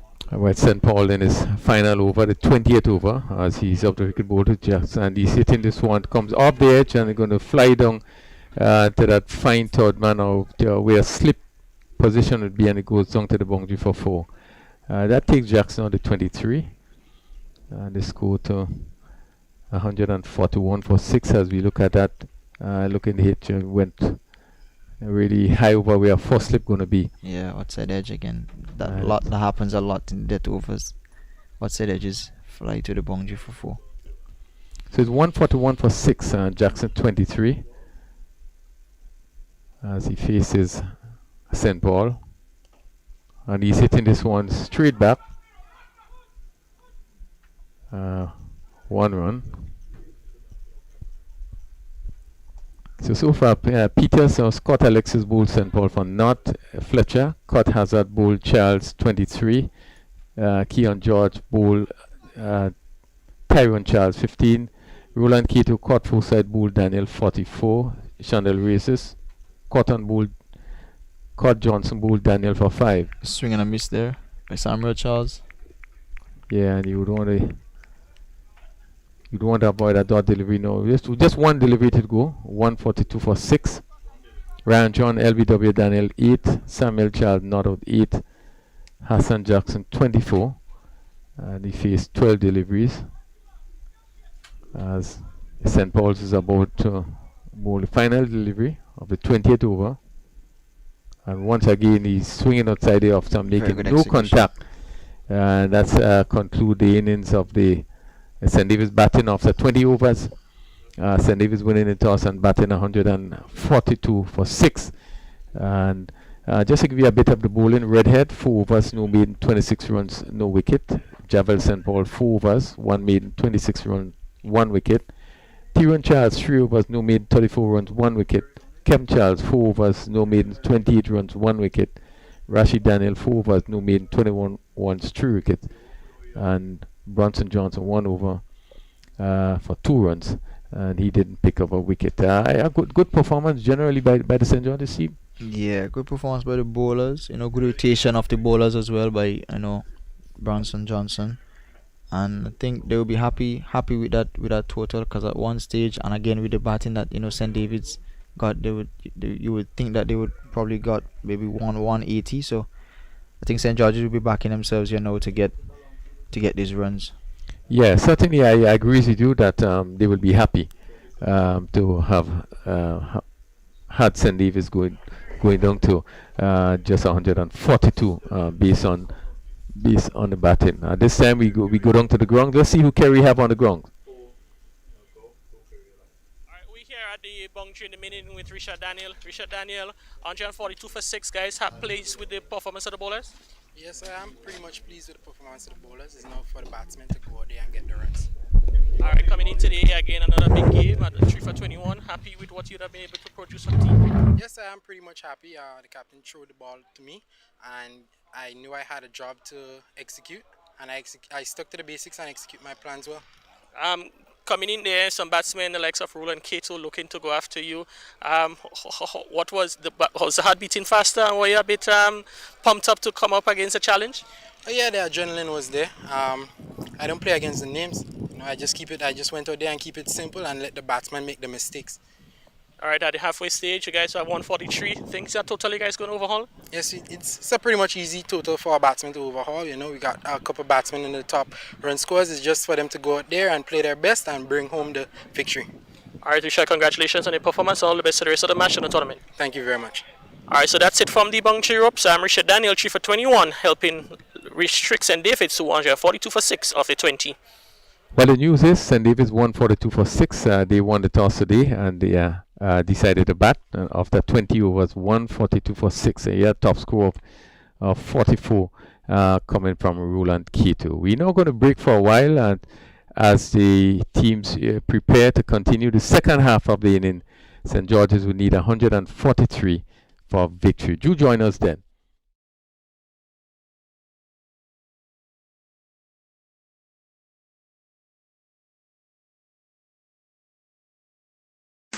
More jackpot money, more reasons to play this game. More money for way. Super 6 a bigger jackpot game. Now you love Super 6 even more. With more money To the jackpot galore. play more. Win more. Have more fun. With more jackpot money, Super 6 is my number one. With the new and improved Super 6 game, the jackpot keep growing and growing. I'm growing.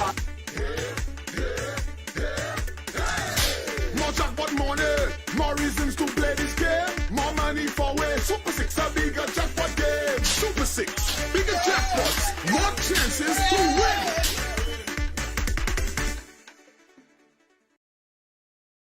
Holy natural spring water is a water for every occasion. On the field of sports, at your workplace, just open the bottle and savor the pure, refreshing taste. Holy natural spring water is produced in Mama Can St. Andrews and is available in all sizes nationwide. To order, telephone 444-7654 or 533-7654. Holy natural spring water, Grenada's purest bottled water.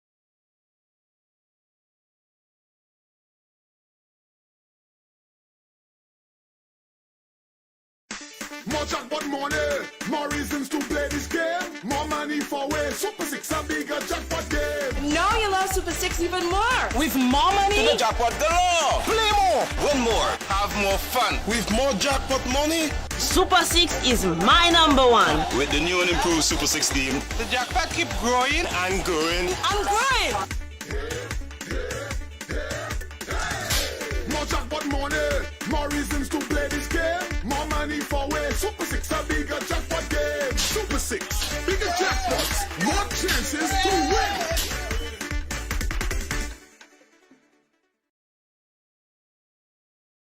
Well, we welcome you back to the National Stadium to see the completion of this important game, which will determine who ends up at the top of the table. St. David's batting first, scored 143 for 6, and St. George's will be trying to get to 143 for victory. And Justin, we do expect a keen contest as St. George's tried to get to 143 for victory. Yeah, it's about, well, it's one of the higher totals that teams have had to chase in recent times. Most of the time we've seen mid-range totals somewhere around the 90 to 100. And teams have struggled in the, chasing those totals. More often than not, we've seen teams struggling to chase those type of totals. But one aspect that St. George's have really batted well throughout the tournament, one must say. And you have to probably think that if they bat as well as they've been batting during the tournament, they should be able to overhaul that total. Although again, cricket is such a game. If St. George's can pick up wickets early, one never know. Yes, and you're so right about that. The batsman Akim Alexis gonna take first strike. Pascal, and he's off the mark right away. And you know, I certainly agree with you when you speak about the way that St. George's have been playing. I think all wrong. They seem to be the team that seem to be really focused, and in terms of the way they go about doing things. One remembers that they had the biggest partnership in the tournament of '99. Yes, St. David probably boasts of the bowling of probably Pascal, Ryan John, but certainly I think that St. George's so far have done very well, and we would expect them to really favor themselves getting up to that total. Well, it will be left to see. It will left to be seen how Pascal, especially, and Ryan John would go in the openings in the all the overs. Of course, that will determine, probably will give us an idea as to what may transpire. Jeremiah is looking to turn. Yeah. Pascal is have that ability to move the ball away, particularly from the right-handed batter. Now he's bowling to the left-handed Johan Jeremiah, and we've seen that delivery going down the leg side, swinging down the leg side.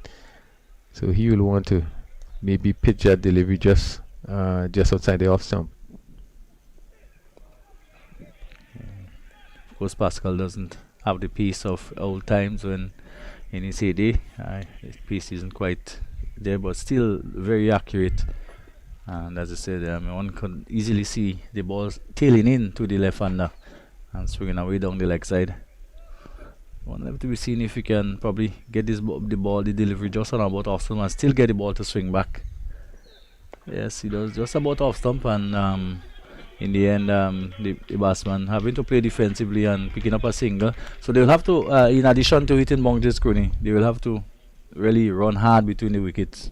Yeah. And as you said, 142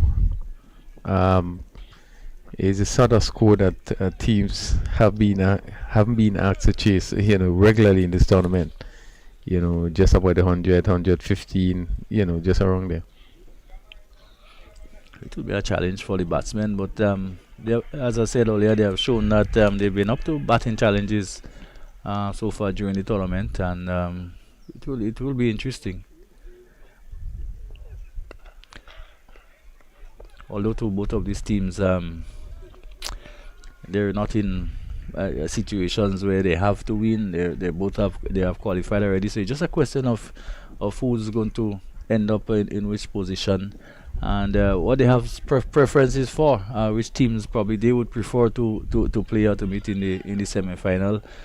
Which, looking at the competition, as I said earlier, probably really wouldn't make much difference in terms of the two other teams, the other teams remaining in the competition, St. Patrick and St. Andrew. Yeah, I would think in terms of the competitive nature, when you see the makeup of the teams, probably St. Andrews with the least of maybe top regional volcano players.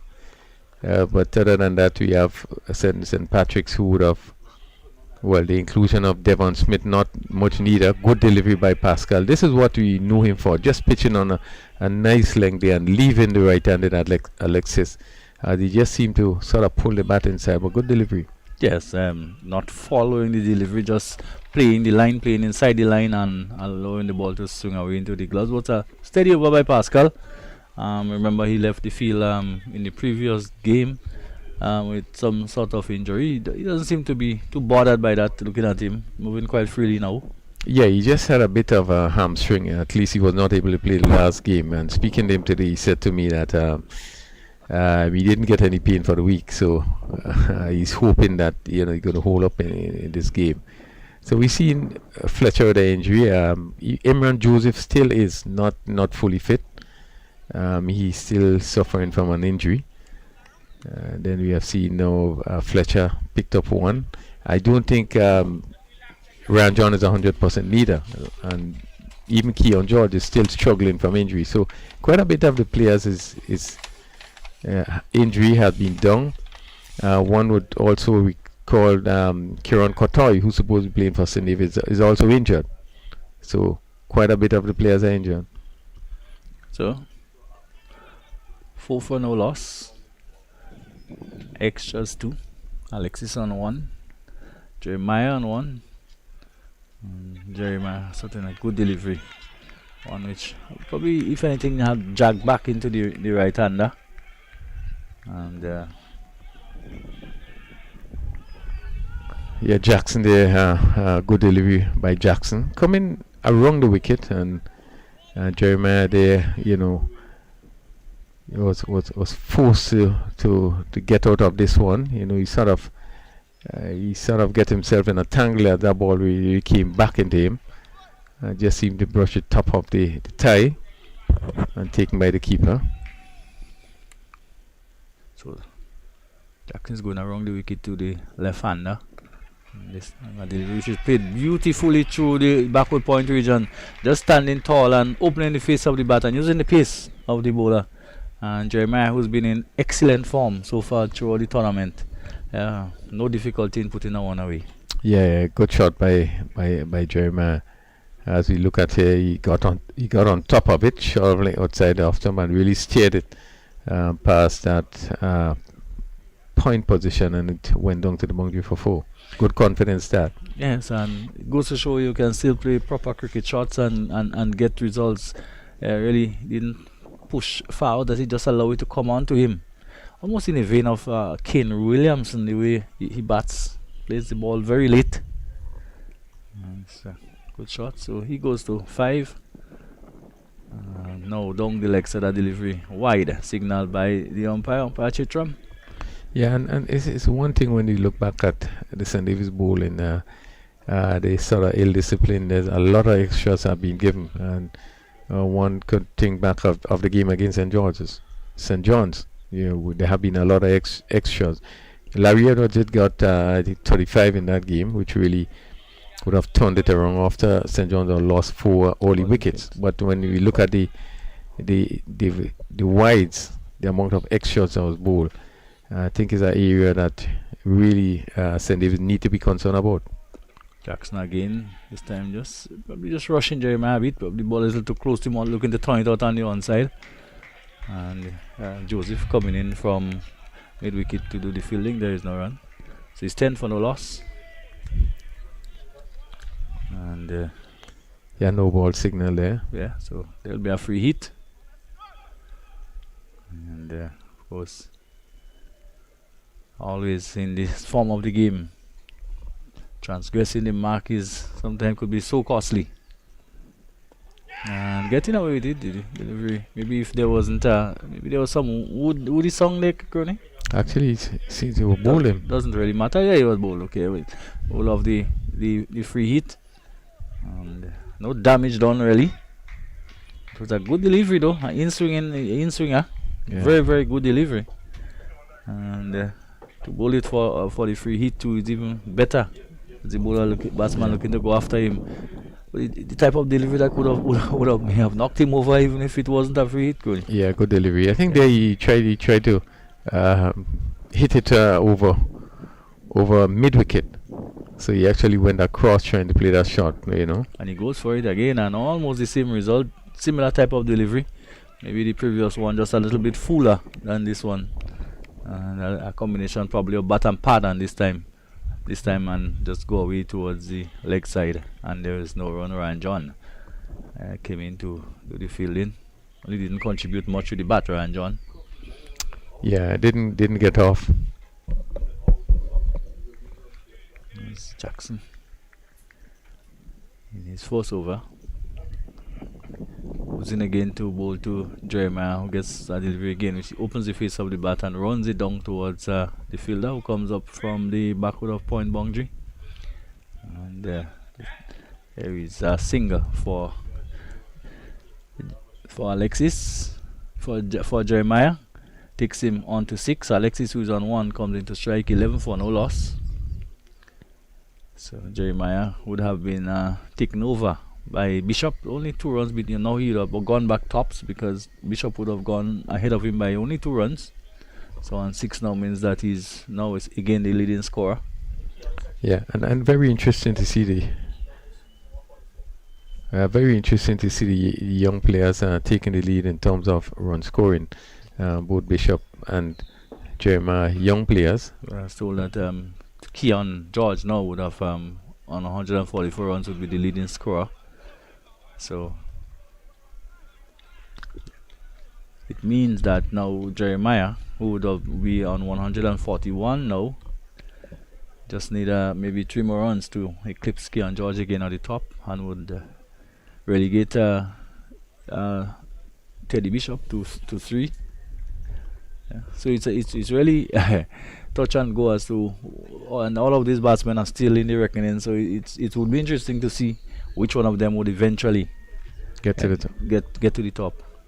Yeah. Okay, well, Bishop started off the season very well. As you know, he has the top score in the season of 79 against St. John's, and it got 30 odd against St. David's. But after that, he just seemed to have fallen away in terms of his scores.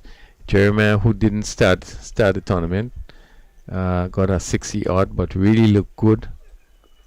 Flicks that away down towards fine leg. The batsman comes out the boundary to do the fielding, and there's another single to Jeremiah to take him on to 7. And it brings Hakim Alexis back on strike. He's on 1. It's been one of the quieter of the 2. Yeah, this pair have been doing very well for St. George's. One remember 99 runs opening stand, and Jeremiah really went well. I think got 60 odd, and Alexis came out I think with 38 not out. I think it was a real good matcher in he played. So St. George will feel confident with the opening pair that they have. They have been doing well for the team. Pascal, who was quite comfortable in the delivery approach, chose not to deliver and goes back to the mark. A little bit, maybe not feeling as confident yet as a result of the injury he's had. I think what actually happened when the ball just sort of fell out of his hand as you're looking to turn it over. Okay, beaten outside the off stump, and Alexis. Good thing about it is that he isn't pushing at the delivery; he's not playing away from the body. Yeah. And as a result, the ball is just leaving him a shade and going through to the wicketkeeper with no real damage. Yeah, Alexis is playing late. He's actually waiting on the ball to come to him, so he's not pushing at it, and which is a good ploy. But again, another good delivery by Pascal. And he comes in. This power play will be important to both teams. And delivery which almost squared him up a bit. directed towards the middle and off, and almost turning Alexis around a bit again with that little movement away. And these guys will want to capitalize, probably pick up a wicket or two while the ball is just doing a bit. Yeah, and just seeing Pascal Lee touching back of the leg, the indication that he's getting something. Yeah, it's not too comfortable. I see that this last delivery, just the form just wasn't there. It just seemed to be stretching a bit.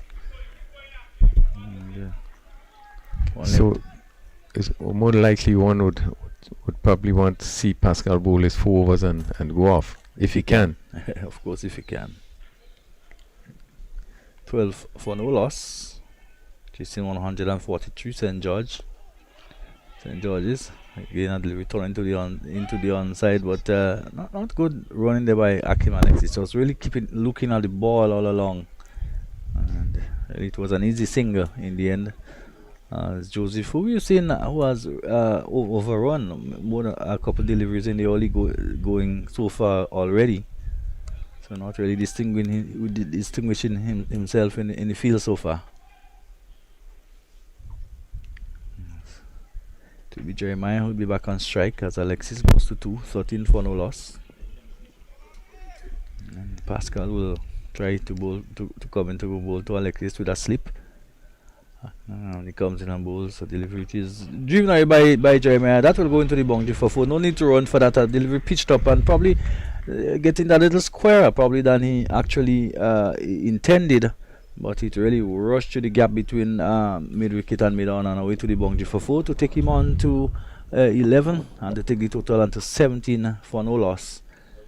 Yeah, this one pitched up just a bit too much to the batsman, and he had the room. If it was closer to him, it would have been difficult. Was he able to swing freely through this one and hit it to mid-wicket to pick up, I think, his second boundary. 17 without loss after 4 overs. Yes, we will see probably slow going, considering that the asking rate is in excess of 7, almost 7.5. It's very early days still, and it will be interesting to see, so after 3 just halfway through the first power play. And it will be Jackson to continue. Alexis with that open stance and gets in now, and the delivery is played hard into the pitch and bouncing over the head of the bowler. This afforded the batsman to go through for a single. So another single to Alexis takes him on to 3. It's 18. Extras is 4, contributing to the St. George total. Something we always have to keep our eyes on. Extras can be really costly in this type of games. Yeah, and St. David's have been guilty. I think the team that would have bowled the most extras in this tournament. Jackson. What side he off stump and almost getting that inside edge back onto the stump, looking to just probably run it down towards third man. Yeah, just missing the stump there. He's looking for that gap to push down to third man, and that ball just seen it bouncing over the stumps. Harris Jackson again moves smoothly in. Oh, and that was wide, very wide indeed, and will be signaled wide by the umpire once again. Extras continue to mount. 5 extras so far, 19 without loss, 11 to Jeremiah. Akim Alexis is 3. And we are in the fourth over. The fourth over. Yeah. You see batsmen sometimes Cronin gets out trying to play this little dab shot down towards third man. Really, most of the time there's only a single that can be had. That delivery again. Actually, why? Maybe just bowl a line outside the off stump. One could have seen the umpire just making a determination. Yeah, the umpire did have to really think about this one. But do you really have to think when there's a line, a clear line? Yeah. Well, he certainly give that impression out there. Yes. I wonder what is he thinking about when there's a line that you just look at the line and determine.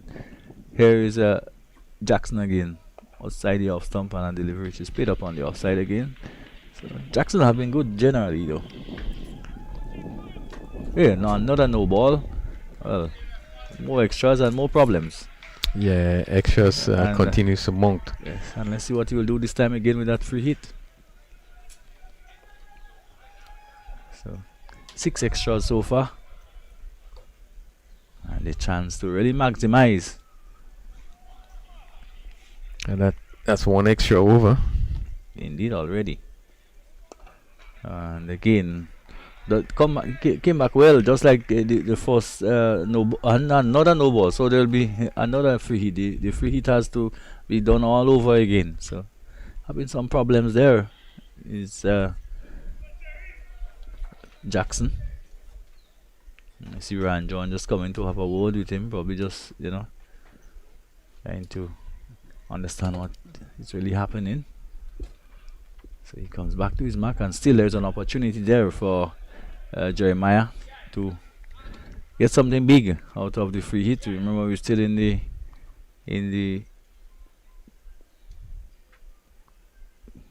here is a wide outside the off stump, and would that be called a wide again? No, in fact he got his bat at it, so therefore he cannot be called wide. He would have been a wide probably if he had left it, Coney, and had to bowl that free hit again. Yeah, it's just a bit of ill discipline in the bowling of Jackson, overstepping on 2 occasions, and this one was wide off the off stump. At Jeremiah, a reaching point was a free hit, so you want to take the chance to put back to it wherever the ball is bowled. Very strong offside field by St. David. This time delivery which is short of a length and played a little jerkily by Jeremiah into the onside. Probably maybe expecting the ball to bounce a bit more, maybe just a little bit of movement back in. Yeah, it came into him, and again it's closer. He sort of tucked him up a bit as he was looking to open up himself, give himself some room, and had to push it jerkily on the onside. Yeah, so Harry Jackson again. It's been a long over. Just comes in and bowls and hit in the air and could be out. He's out, in fact. He hits it in the air, looking to pull it over the onside, and probably the shot not quite on, maybe not short enough for that shot, and couldn't really get under it and couldn't get the power, and just play it up into the onside. And Joseph, who was at mid-on, just had to come in and accept an easy catch. Yeah, I think he was cramped for room. It probably came on to him quicker than he expected. Was not able to get much power into it, and it just loft down to the mid-on. And Imran Joseph, feeling in that position, came in and take a simple catch. St. George's losing the first wicket, the important wicket of Johan Jeremiah, caught at mid-on of the bowling of Jackson. Very unusual over. Unusual in the sense, one, it was long, and we had the wides, and we had the no ball, everything in that over. But at the end of it, I think he will be happy to pick up that important wicket. Those overs do produce wickets, strange enough. When they would be in between that 1 or 2 very good deliveries, which wicket taking deliveries for that matter, and it does play on the concentration sometimes of the batsman. Well, it does. You have a bowler coming in and he's hitting a length ball in good line. It calls for a lot of concentration. You're going to find that the batsmen are very particular, very careful in terms of how he plays him. But you find someone coming and bowling all over the place. You lapse in concentration because you feel, well, anything can happen, and suddenly might come out with a good delivery and pick up a wicket. Yes, it happens at all levels of the game. So the breakthrough for St. David, and of course we're still in the power play. Only 4 overs gone. There's still 2 power play overs left. And as you see, Pascal comes off. Is he on the field? He may have left the field. He's still bowling. He's still bowling. Okay, yes, from a much shorter run up, tucked away on the onside, and the delivery goes down towards long leg, and there is a singer. So, but really looking quite gingerly, Pascal, though.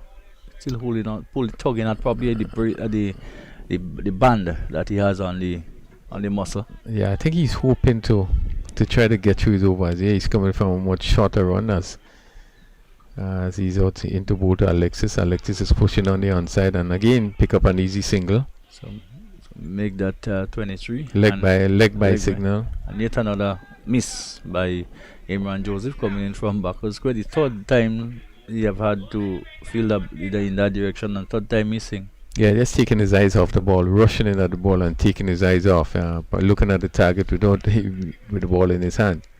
Well, he held on to the catch, so that's even more important. Foresight, is it? Yes. That coming at number 3 and pushes this one to cover. No, well, I think knowing Foresight, he will approach batting just like you always do. Dashing type of cricketer. I think he will just stick around at all and push and prod. Yeah, I think he'll be aggressive, take the chances when it comes, you know. Wide down the leg side, so continuing to be a little bit tardy. St. David, 24 for 1, 9 extra. Yeah, and extras is really moving up. Yes, 1 over and a half. Yeah, it's one area of the game that really need to pay a lot of attention to. And going into an important semi-final and possible final, they will need to really ensure that they do not again, as you see, another wide down the leg side. They have some work to do in that department.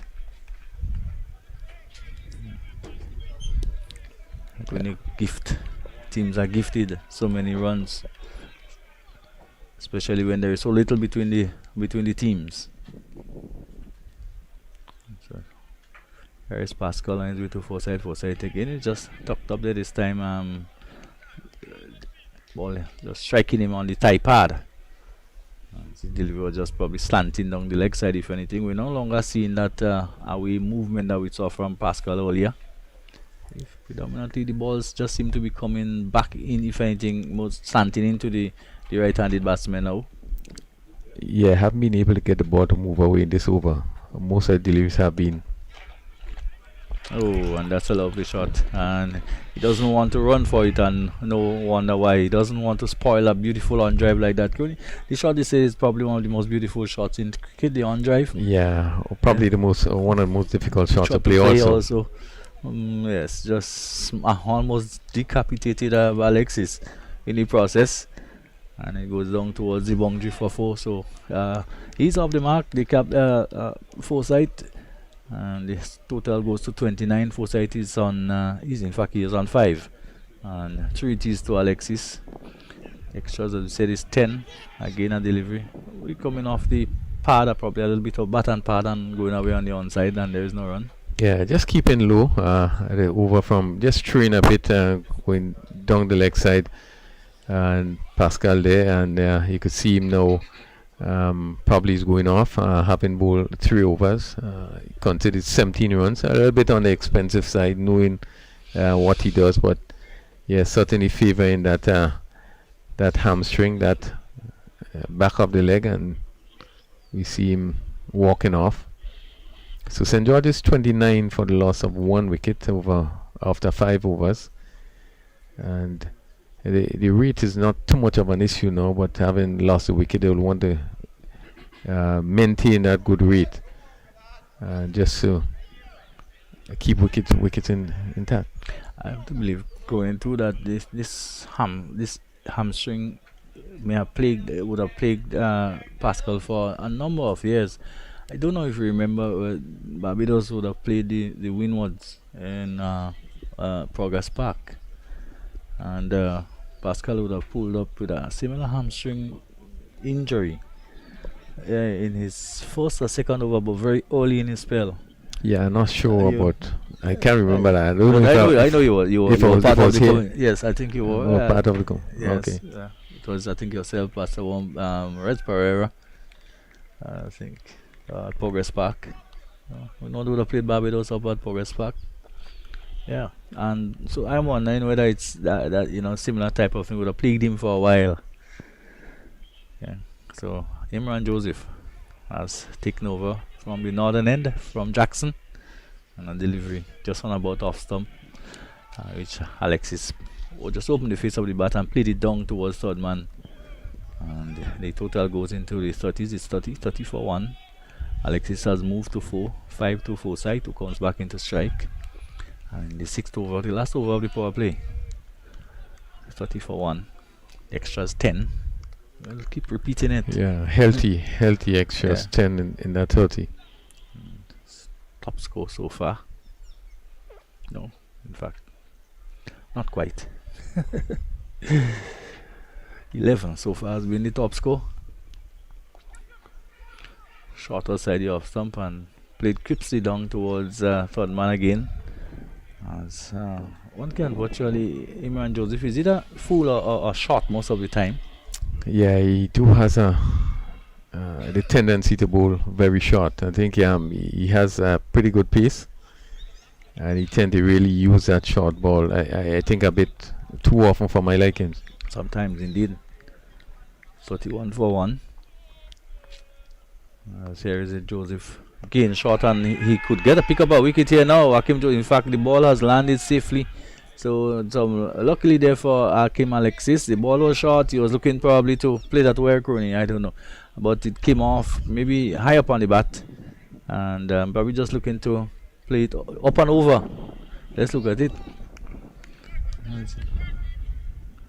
Well, found himself in a very awkward spot trying to negotiate this one. But managed to get away with it. I think there was the effort from that the backward point fielder to get to it. Maybe he wasn't sure if it was close to him, but one would have thought that there should be a better effort trying to get to that ball. 32 for 1. And again, short delivery and played up in the air. This time he should be out. He is out. So the and the celebration of the bowler, we missed it on the screen, but as Forsyth, who was gone this time, similar type of delivery, similar type of height, and couldn't negotiate it, and he's gone. So 2 down for 32. St. George. As the catch is being taken, very easy catch in the end, easily in the end. Yeah, and he's certainly using the short delivery to his advantage. Now, if you can do that all the time, it's all well and good. Not when you're going to be bowling short and it's really going over the batsman's head, and sometimes the keeper having to jump to take it or wide of the off stump. But you have to be attacking the batsman, and if you can do that, then it could be effective. You can't be not every delivery, but when you bowl a short one. There's the celebration, Crony. Crawling on his knees, hands and knees, and Pastor did describe it as what? A certain mongrel lining up against a vehicle tire. Yeah. Said a bitch, I think that was the word. Yeah, I'm not sure that I heard it. Anyway, well, success for Joseph and success for St. David as Bronson Johnson comes to the crease, left-handed, of course, and picking up 2 wickets in the power play. That will help for only 32. So not yet up to a run a ball, and of course the asking rate now pushing up towards 8. And it's a bit of pressure on St. George. Yeah, 2 important wickets. Johan Jeremiah, we know what he can do. I think that was a big wicket, and having picked up the wicket of Forsyth. And Johnson looking to crash it through the offside. Not quite there, not moving the feet, not getting behind it. And just one of those shots that can sometimes Crony just take the edge through to the keeper. St. David's would have benefit from the extra pace that they possesses. The bowling of Imran Joseph, as you know what he did in his first tournament. He played for Grenada in St. Vincent. I think he hit a few of the players, I think including Sebastian. And he do have the pace, and St. David would have benefit from that over the last few years. The pace of Ryan John and Imran Joseph, Neil and Pascal. So they have been doing pretty well in terms of their pace bowling attack. We have not been seeing it in this tournament. I think that there's a bit of ill-discipline, wide extras and so forth. Even the short balls, as we see before, have been pretty wide and pretty high. So we just call for a bit more discipline in the bowling that they possess. Well, right now we'll take it over from the southern end. John into the attack. So 32 for 2. We're in over now. Finish the power play. The sixth over being finished, and St. George not quite up to the rate of scoring I think that they would be comfortable with. But it's still early days. You can always make up towards the back end as long as you manage to keep wickets in hand. Yeah, it just calls for one good inning by someone, just to change the course of things. And for Ryan John, a long leg, a square leg, and a mid on. Just three players on the onside. And packed offside field, as we have that probably look like a third slip. We have a point, third man, cover, mid off, and we have a fielder, a sweeper on the cover boundary. John, see what length you would employ. And once again, delivery just played out on the onside by Alexis, who is making the effort to get behind the line of the deliveries, and that's very important. Yeah, and he certainly, John, would be looking to use his experience. As we see, he's paid particular attention to his field placement. Just three players on the leg side, a mid wicket and a mid on and short. And those two deliveries are really spot on line. And Alexis looking to find that gap on the offside, which is rather small. There's very difficult to pick the gaps on the offside because they're very tight in on the offside.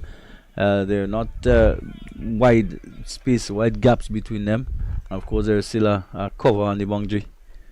So very difficult to pierce the offside field. As here is Ryan John on his way to bowl to Alexis. Alexis get a slower ball outside the off stump, and wide will be signal. But I guess we've seen John in the recent competition use a lot of variation, lots of slower balls, bumpers, and we expect he will mix it up.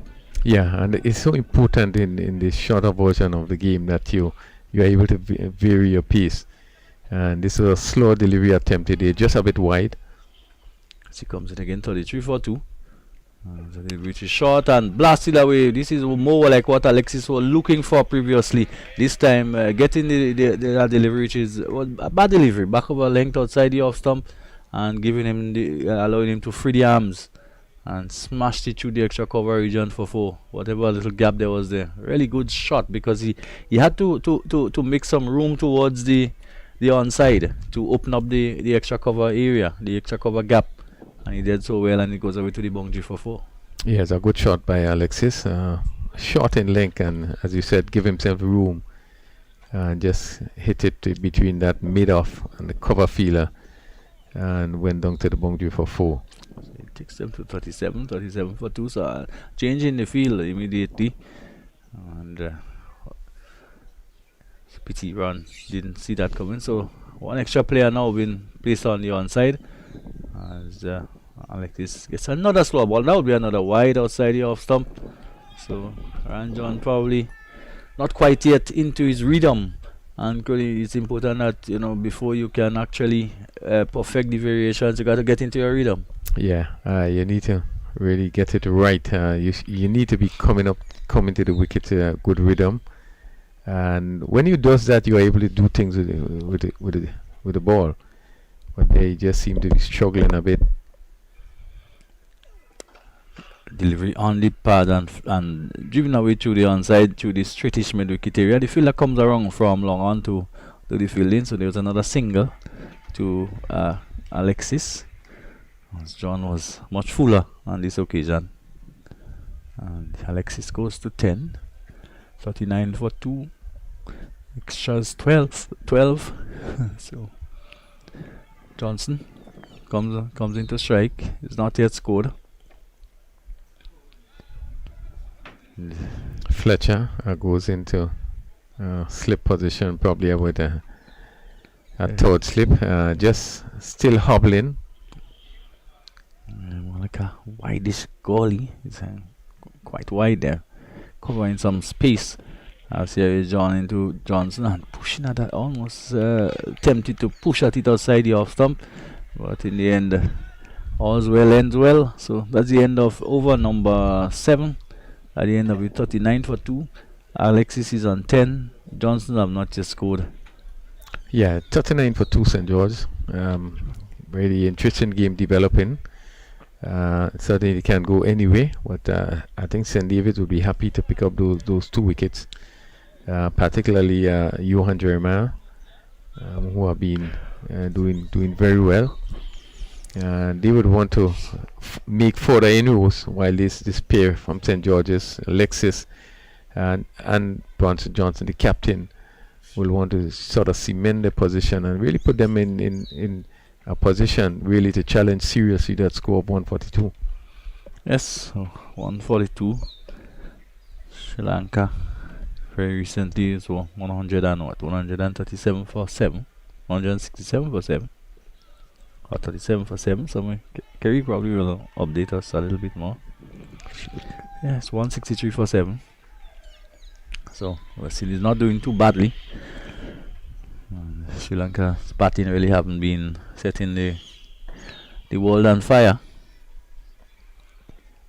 There is a Yoka Langton, just almost left the bat in there, and the ball coming off probably the bottom inner portion of it and going away towards the backward square on the onside. So what you call her?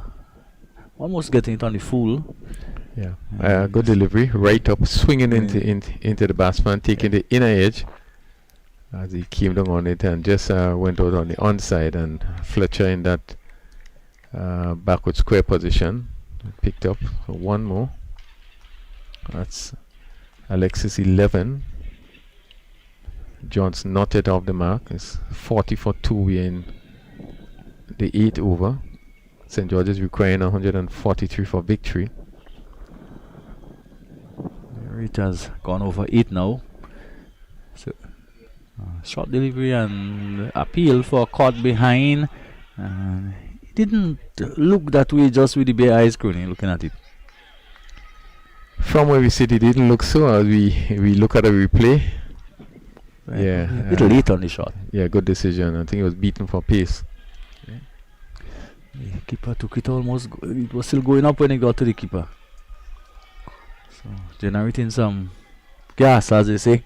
Yeah, it just called for consistency in terms of your bowling. But if you could keep that line every now and then, you're gonna keep in mind that you need to be bowling the Yorker, and with the pace that you have, it will make it very difficult to score if you're gonna be consistent in terms of your line and your length that you bowl. Moves it now to bowl to again delivery swinging at it down the leg side. Well, that's the one for the over, the one over the shoulder. But we've seen those. The fact that it's gone down the leg side, surprising that he didn't call it wide.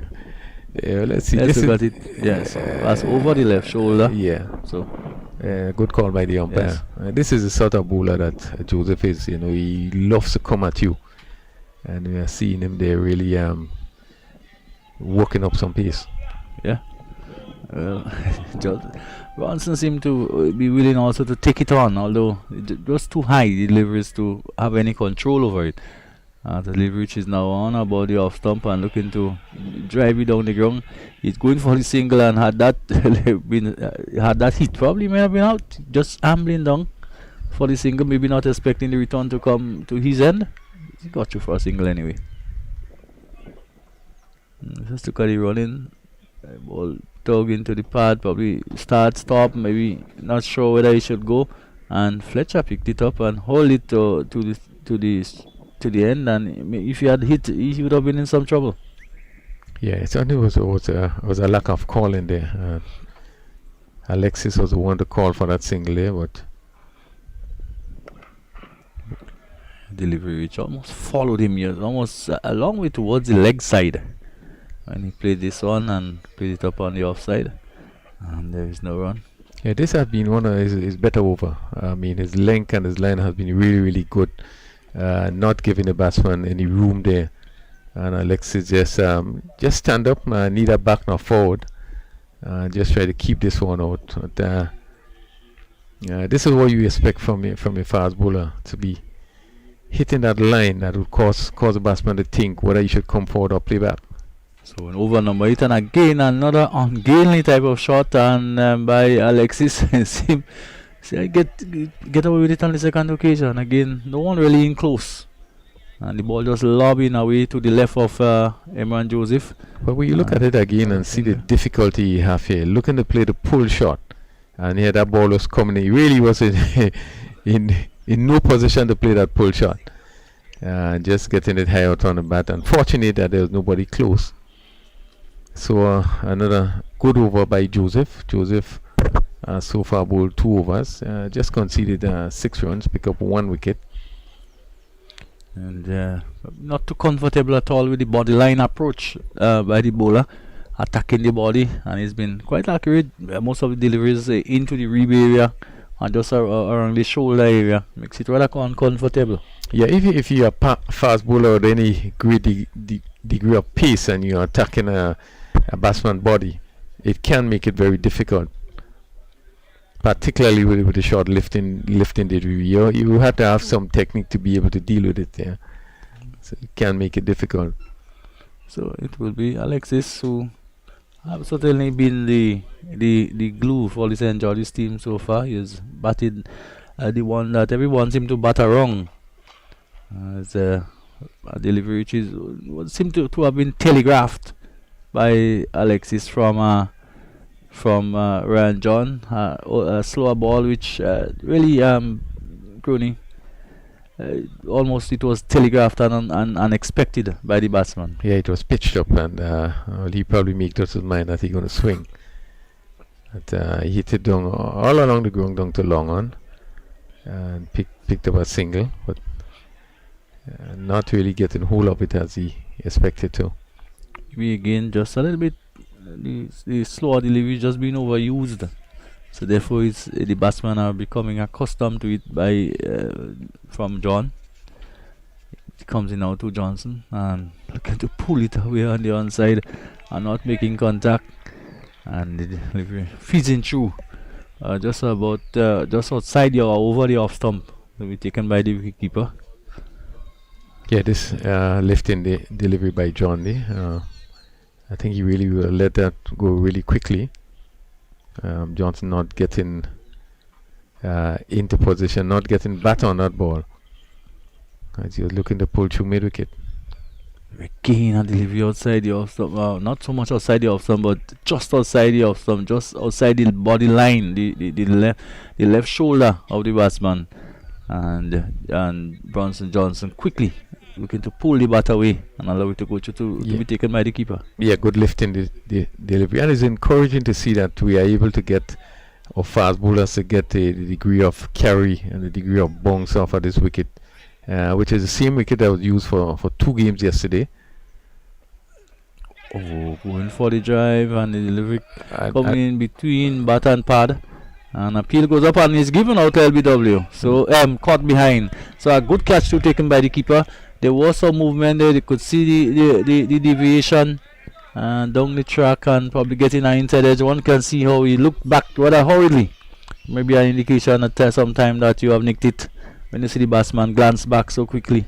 Yeah, good catch by Samuel Charles. He really moved well to his right and take it as we look at it here. Take it with 2 hands. Really good movement. We're going to see it again. Yeah. He was really good in terms of movement. Moving to his right and picking it up with 2 hands. But again, it was good bowling by John. The first few deliveries was short, quick deliveries, and Johnson was looking to pull, made no contact. This one was up, and it was closer to him. So again, you were also cramped for room, trying to look for the drive, and that pass between the wicket and his body, and that also would make it a little more difficult coming between your body and the wicket for the keeper. And the keeper moved to his right and took a very good catch. Yeah, so little problems for St. George for the first time, probably the batting. Just looking, of course, there is I think there are a few players who didn't quite play today. Or opportunities was given to some other players, but still so not the assuredness of what we've seen in previous games. That's solidity. Well, it's 43 for 3, and Javed Hazard comes into strike. Beautiful shot delivery, overpitched and just driving it down through the cover area. Fielder comes off the cover boundary to do the fielding, and there's a single for him to get him off the mark. He goes to 44, and quickly the asking rate getting up there, getting almost 9 already. So we're in over number 9. Into Hakim Alexis, who has not gone too quickly himself. He's been there from the start.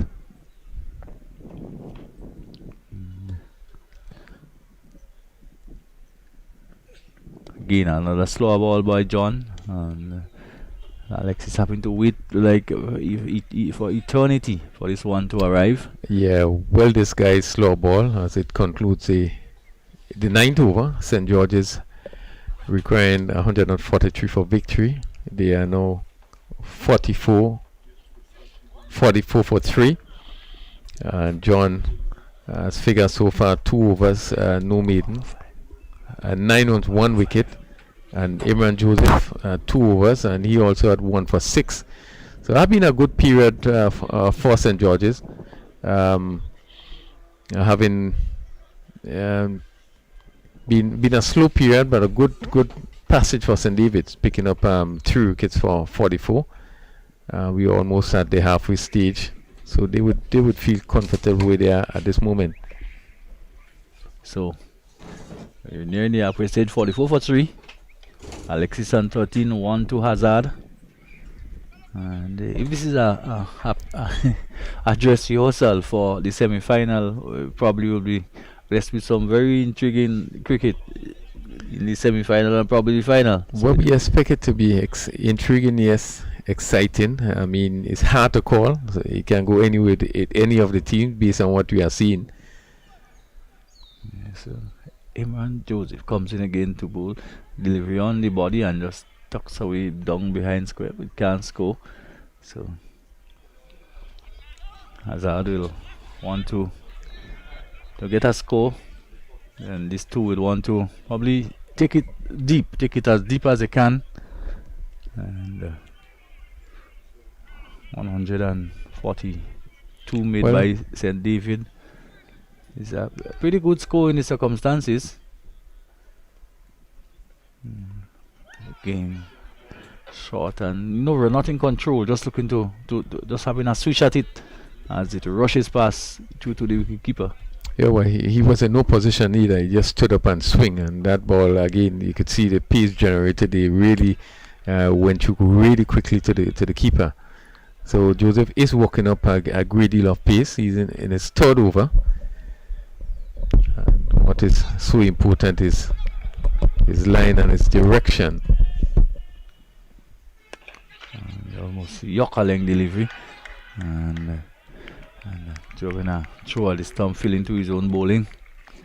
And certainly St. David looking quite comfortable. They're really enjoying themselves. They're in a good position, and another good Yorker, almost very close to the toes, and Hazard did very well to dig it out. Well, good sensible bowling, because I think probably is best we have seen the bowler, despite the extras, which is 12 now, where you are seeing the short ball and you are seeing the Yorker, and I think it was good to see him after the short ball, bringing the ball right up, so you have the batsman guessing.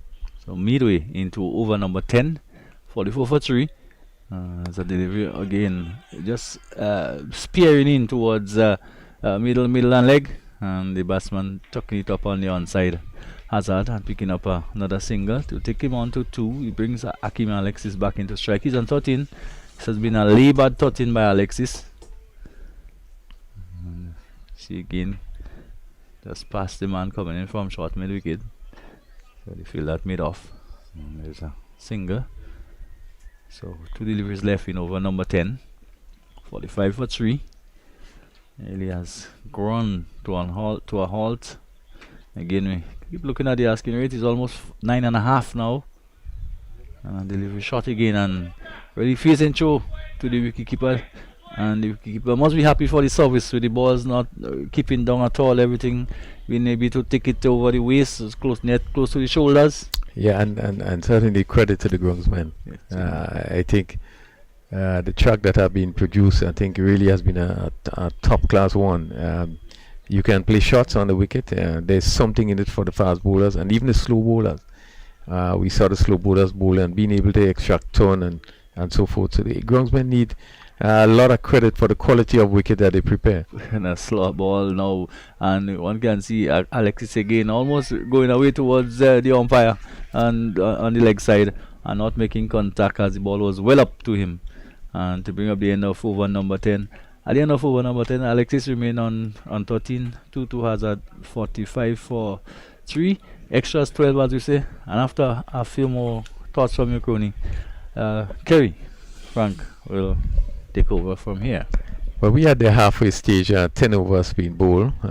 St. George needed 143 for victory, so we still about 98 runs adrift.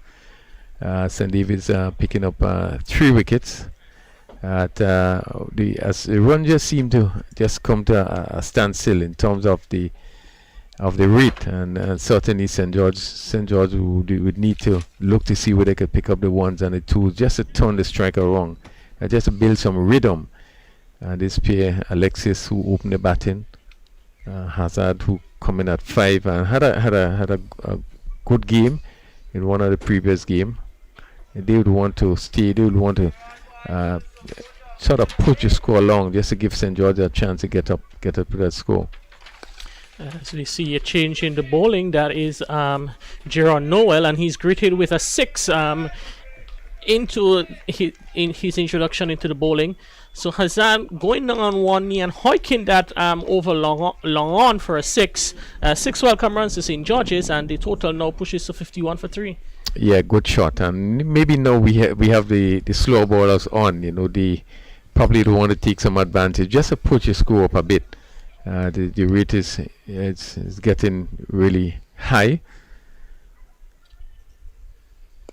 As Hazard pushes firmly back to Gerard Noel, who does well to keep that in front of him. Noel certainly a bowler that takes pride in his fielding, especially fielding off his own bowling, and doesn't like to give away any runs.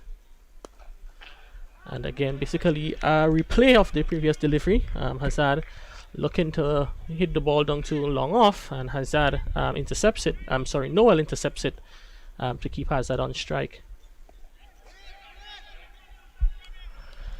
And you can see that Noel certainly rushing through that over, not giving much time for the batsman to settle or breathe in between deliveries. He's right at the batsman, always quick to get through those deliveries.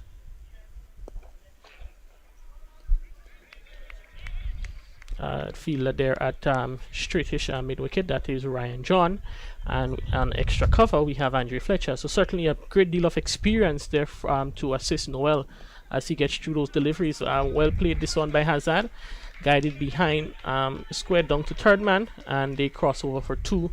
So Hazard moves on to 10, and after 11, St. George is chasing 143 for victory. They 53 for 3. Yeah, good over for St. George. Is picking up 8 runs in that over. We see Hazard hitting Noel over long on for 6, and just picking up 2 in this last over. 53 for 3. We have 11 overs bowled, and they would want to see probably an increase in the scoring rate if they're going to really challenge that score of 142. Yeah, then they're going at St. George is going at currently 4.82 runs and over, and would require from here on out to score 10 runs and over. It's going to be a difficult task. Imran Joseph about to start his fourth over, 3 overs, no maiden, 1 for 7 of his 3.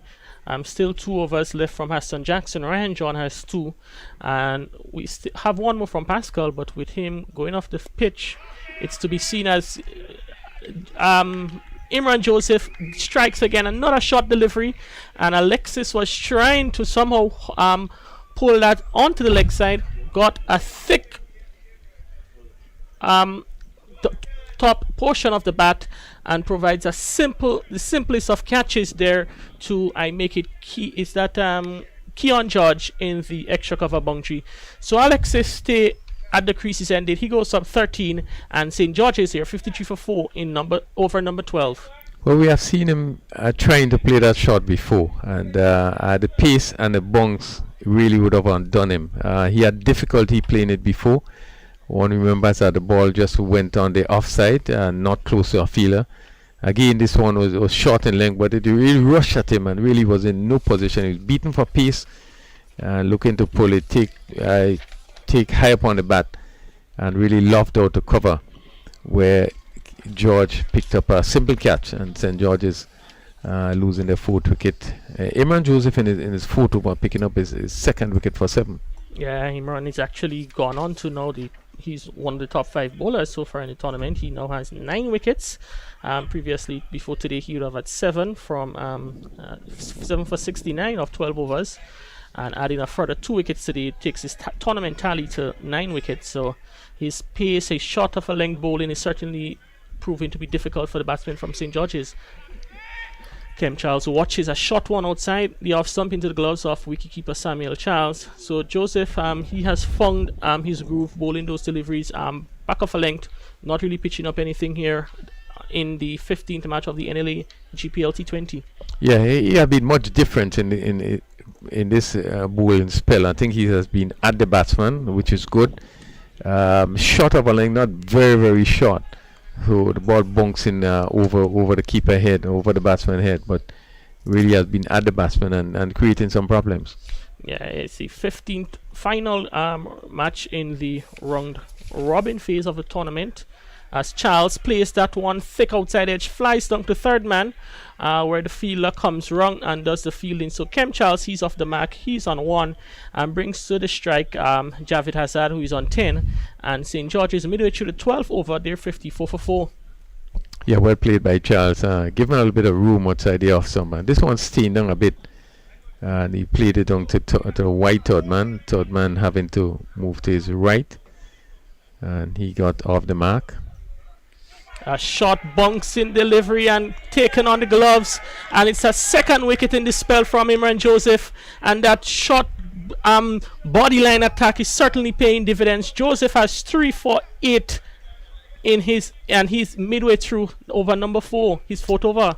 A beautiful delivery, a really quick delivery there as Hazard tried to get behind this one, and it really flew, and Samuel Charles once again taking a brilliant catch, because he really had to move quickly to his right as that ball rushed through, and certainly he's really developing a great deal of pace, having the batsman in trouble. And just look at the length here as he was trying to play it, and he had to move quickly, taking that ball with both feet off the ground. Yeah, certainly excellent wicket keeping there from Samuel Charles. He has done quite well so far today behind the stumps. Earlier on, he collected cleanly inside edge from Bronson Johnson to dismiss him, and now an excellent catch there off the gloves of Javed Hazard. St. George's a 5 down for 54, brings to the crease young Javon Andrew, former national under 15 player. He's out there for his 2nd match of the tournament, and will be certainly coming up against a hostile Imran Joseph. 3 for 8 in his 4th over, would have 2 deliveries to negotiate. Yeah, certainly probably this would be the fastest set of bowling you have seen in the tournament so far. Really working up some pace, and the amount of lift he's getting off this wicket, really, I'm happy to see that a fast bowler being able to get this sort of lift off a wicket that have been used now for 2 days, and it's really creating problem for the batsman. And Andrews gets the gloves away. They'll come in through at the last minute, and the ball not taken cleanly there by the umpire, and the ball not taken cleanly by keeper Samuel Charles, and as the umpire signals a bye, so it's another extra. If one thing you can fault St. David's today for is the amount of extras they have delivered, a bit untidy, conceding so far 13 extras in a total of 55, and it's something they would want to work on for the next stage of the tournament. Yeah, you're right. This is one of the concerns. This is one of the issue in terms of the amount of extras St. David's has been bowling, and that has happened right through the tournament. they have been bowling quite a bit of extras, and I know that they will want to make amends. So that's the end of the over after 12 and the end of a successful spell from Imran Joseph. 4 overs, no maiden, 3 for 8. Outstanding there from Imran Blacks Joseph from St. David's. Yeah, that puts St. David's in a good position to come through in this game. 55 for 5. He now has 12 overs being bowled.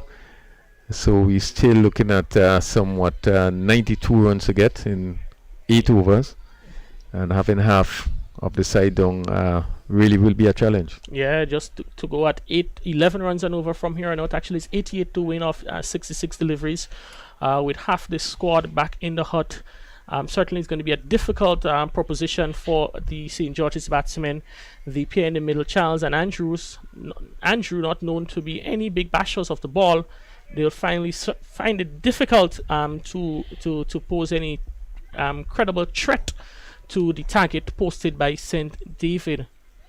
As Andrew steers this one behind point, bit of an indecision in the running there. Kem Charles came running through. Andrews a bit ball watching. In the end, he was able to get home on non-strikers and quite safely. So he moves to 2 and St. George 56 for 5. Yeah, this one just coming off the edge and going to find, third man position. The backward point had to come out. There's no third man, so it's a backward point who had to move to his right. Leading edge goes to Fletcher in the extra cover position. Kem Charles looking to turn that delivery from Jaron Nolan to the onside. Got a thick outside edge and lobbed to Andre Fletcher in the extra cover position. Simplest of catches to Andre Fletcher. Won't get one any much easier than that. Jaron Noel picks up his first wicket and St. George's, they slide further. They're now 56 for 6 in over number 13. Yeah, and Charles looking to turn this one on the outside. On the onside, they're sticking up a leading edge and they're giving Fletcher a simple catch at short cover, and St. George lose yet another wicket, 56 for 6, and St. David's should feel confident that they are going to take full points here. Yeah, St. David's, they're looking good to finish the tournament on 4 victories. Reminding you that the final table is determined based on the first tiebreaker will be head-to-head matchup, and if they're still tied on that, then we would see a situation where we'd have to go to net run rate. But as it stands, St. David's, they're favored to win this one. St. George's still need to score at 11.35 runs and over, 87 from the final 7.4 overs. So St. David's, should they go on to win this one, will finish on 16 points, same amount with St. George's. So they will finish at the top of the table, and they will play the 4th place team, which most likely which will be St. Andrew in this scenario. So we see prospects for the semi-finals. St. David's winning today, and they will play St. Andrew in semi-final 1 next Saturday morning, and semi-final 2 will see St. George's versus St. Patrick.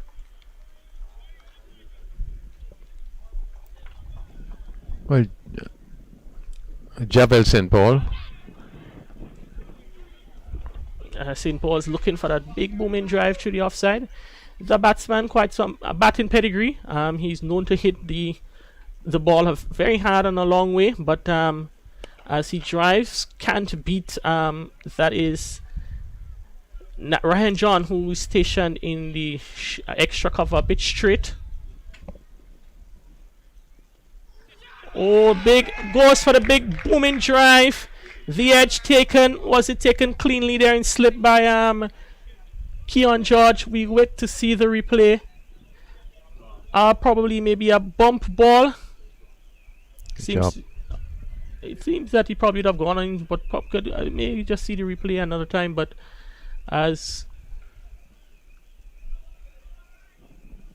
hit it into the ground. So bump ball there from that one from the bat of Hazard, hit it into the ground and taken by Keon George in first slip. So it's the end of the 13th over, and after 13, St. George is 56 for 6.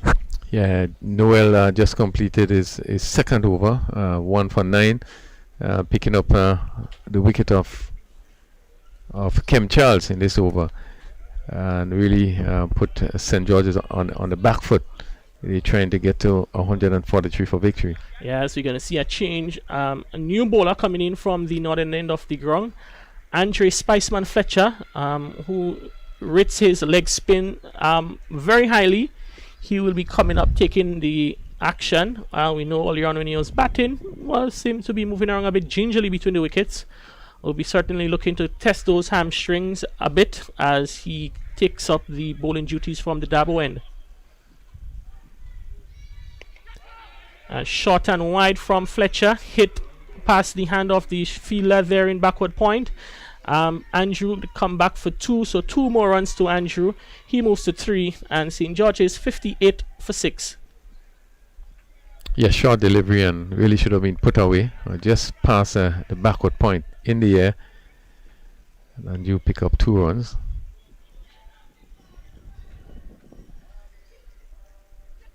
That one they pitched up a bit further. Andrew making some room to probably hit it past the fielder down to probably the third man region, and he's not able to connect ball into the gloves of Samuel Charles. As he watches another one, spins across him into the gloves of Charles. So St. David's, they'll be looking to keep things tight as they look to wrap up victory here in match number 15. And Andrew advances and hits it past the fielder, that's Shondell Regis, in the extra cover position. They come back for 2, so 2 more runs to Andrew and 2 more to St. George's, who now moves to 60 for 6. Yeah, good shot as he uses his feet and hit down to extra cover. The long off fielder having some running to do to his right. So that's 2 more to Andrews. Looking as though he intent on taking his chances. Playing his second match of the tournament. I think he'd have played in the very first match against St. Patrick and didn't get an opportunity in the 3 preceding matches. And now he cuts into the hand of Ryan John at the slip position. So Andrew Fletcher strikes. He picks up Javon Andrew, caught Ryan John for 5, and St. George's, they slide further into closer to defeat now. 60 for 7, still 83 runs away from victory with 6 overs remaining. Yeah, good sharp catch by John there. Again, he's looking to pick that gap down to that backward point position. Looking to slash, come off the top edge and flew to for slip. And Ryan John picked up a good catch, confidently picked up that catch. And yet another wicket for St. George. They are 60 for 7. And really find themselves really with the backs against the wall. Yeah, probably staring down for their lowest total so far in the tournament, with 7 wickets down, still 6 overs remaining, quite a lot of overs left, and probably Hazard and St. Paul, who is joined now by Richard Daniel, is probably thinking to bat maybe until the 28th over, as we see Jaron Noel about to bowl his 3rd over, 1 for 9 off his previous 2. Thick outside edge is lobbed and it's caught there in the backward square position. Point. That's Imran Joseph. Point. The backward point position, my apologies. That's Imran Joseph completing the catch, and he's certainly all over the action so far. St. Paul goes without scoring, and St. George's, they're 60 for 8. Yeah, another good catch by Joseph. He had to move wrong, and you can see the sun was there, and he really judged it well. So again, Noel picking up his 2nd wicket, and St. George's move further into trouble. They are 60 for 8, and it seemed now just a matter of time before St. Davis complete another victory. But certainly, Kerry, I think is probably the best we have seen the bowling of St. David. Now, when we take away the wides, now we look at Fletcher, who was injured. Pretty sort of expensive today. He had 1 for 17. Oh, that's Pascal. Pascal. The best we have seen Imran Joseph. I think he was today was on target, online. What we have seen before, he's been very ill-disciplined, wide and no ball, but today we are seeing a difference. I don't know if it's because we have some of the senior players that would have joined the team. Yeah, as we see now, Nicholas Redhead strides to the middle, 2 slips in position as he comes back to 1 from Gerard Noel, turning back in from outside the off stump, which he defends successfully. So Keon George and Roland Kato, 2 fielders in slip. I make it Melvin Gordon in the backward point position. Imran Joseph, he is in the 45 position on the onside, just behind square. So they're looking to creep in and to deny St. George's any opportunities for picking up singles as Gerard Noel continues to attack from the southern end.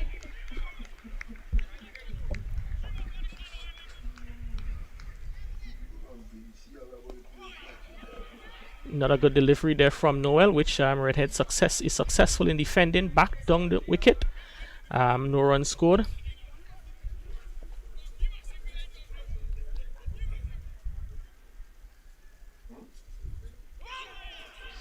That one there from Noel, a bit slower in pace, draws Redhead forward. And Kearney, probably we'd want to see more of those type deliveries from Noel. Certainly one of those bowlers who tends to push through the deliveries a bit, and you can see we have seen in this tournament when it's slowed up a bit, it can do something. There's something to wicket for these spin bowlers, and they're often in the game when the balls are being bowled at a much slower pace. Yeah, it's 60 for 8 at the end of 15. You're certainly right in terms of the pace some of the slow bowlers bowl with. It's a discussion I had with some players, including Larry Edwards, in terms of the pace. And yes, Noel do have that tendency to bowl pretty quickly, and just need to slow it up a bit just to give the ball time, so at least you could extract more bunks and turn. Yeah, as you see a full delivery there from Andre Fletcher. It's actually a full toss, stunned on the onside into the path of Keon George. And currently the prospects of the semi-final matchup is suddenly going to be 2 exciting matches. First up, St. David, who should go on to top the table. They will be playing St. Andrews. Should be an exciting match between those 2 powerhouses. Yeah, definitely. I think probably St. David's maybe today being the best game that they would have played. I think the performance on the field, bowling, despite the wides, have been probably the best. Coming up against St. Andrews, they would feel with the advent of the new players. And that's a big swing there. Melvin Gordon on deep mid-wicket completes the catch. Andrew looking to clear the man there, but finds Melvin Gordon, who just had to settle it himself and take an easy catch on the mid-wicket boundary. So another wicket down for St. George's. They're now 9 down. Andre Fletcher picks up his second. Richard Daniel goes with a score in St. George's. They're 60 for 9 in over number 16. Yeah, and good field placement, because there was just one man that was outside there on the boundary, and as he came down to hit this one, it went straight down to the long on for the mid-wicket fielder on the boundary, and Gordon taking a good catch just inside the boundary. Again, I was making a point that St. David's will feel confident the fact that they have some of the senior players back. So going into the semi-finals, this performance in terms of the bowling should give them all the confidence going in to play the semi-final game. Yeah, and this, the other end of it, St. Andrew, quite young batting lineup. They will certainly be tested, but there's quality in that lineup. Teddy Bishop, who is among the leading run scorer in the tournament. Yesterday we see Aki Mogis. I think he ended up with 41 not out. The likes of Anil Matthew, Daniel, and Donald McDonald, they should form the bulk of the batting for St. Andrew, and they would be expected to come good if they to pose a challenge to this rampant bowling attack from St. David. Well, I think that would be the key in terms of the bowling attack. If St. Davis can continue bowling as they are bowling, it could be really, really difficult for some of the teams, and it's expected to be a keen contest. St. Andrews, as you say, boasts of Teddy Bishop, and who was once a St. Davis player, and the McDonald's. Well, one hope that Sherman Lewis, who haven't played the last game, but the bowling performance we see of St. Andrews yesterday would be encouraging. I think there was really more discipline and came out with a plan. And this is so important in the 2020 games. You must have a plan in terms of how you're going to approach whether you're batting or whether you're bowling. And we saw it from St. Andrews yesterday in the bowling. Yeah, as the 16th over comes to an end. Andre Fletcher 2 for 5 from 2 for 5 from 2 overs. As St. George's, they slide to 61 for 9. As Gerard Noel, about to begin his 4th and final over, and will be thinking to pick up the final wicket to wrap up victory for St. David's, and that one hit down to mid wicket, and the catch is completed, and quite a comprehensive victory, clinical performance from St. David's. They scored 143 with the bat, and they were able to bowl out St. George's for 61, winning by 82 runs in the matchup of the teams at the top of the table. So St. David, they finish on top of the table and will play St. Andrew in semi-final 1 next Saturday here at the National Stadium, and St. George's, who finishes in second in the table, will play the number 3 team, St. Patrick, in semi-final 2 on Saturday afternoon. Yeah, convincing win there by St. David's.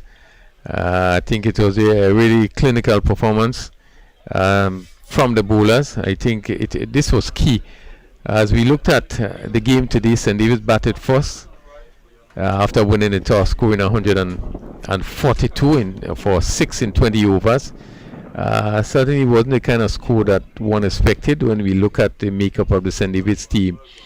We look at the likes of Andre Fletcher, Roland Kato, Ryan John, then we had Keon George.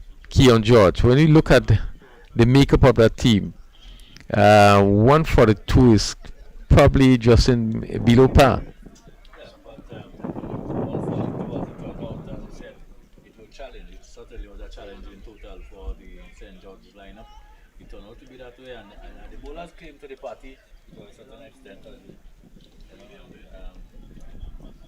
St. George's never actually looked in the game. Well, maybe we can look at the batting of the St. David's team. No, St. George's, and we have to give them credit, they started pretty well in that they kept things fairly tightly. We had the wicket of Peters going very early, caught in the covers, and then we see the advent of Keon George, who really didn't last long.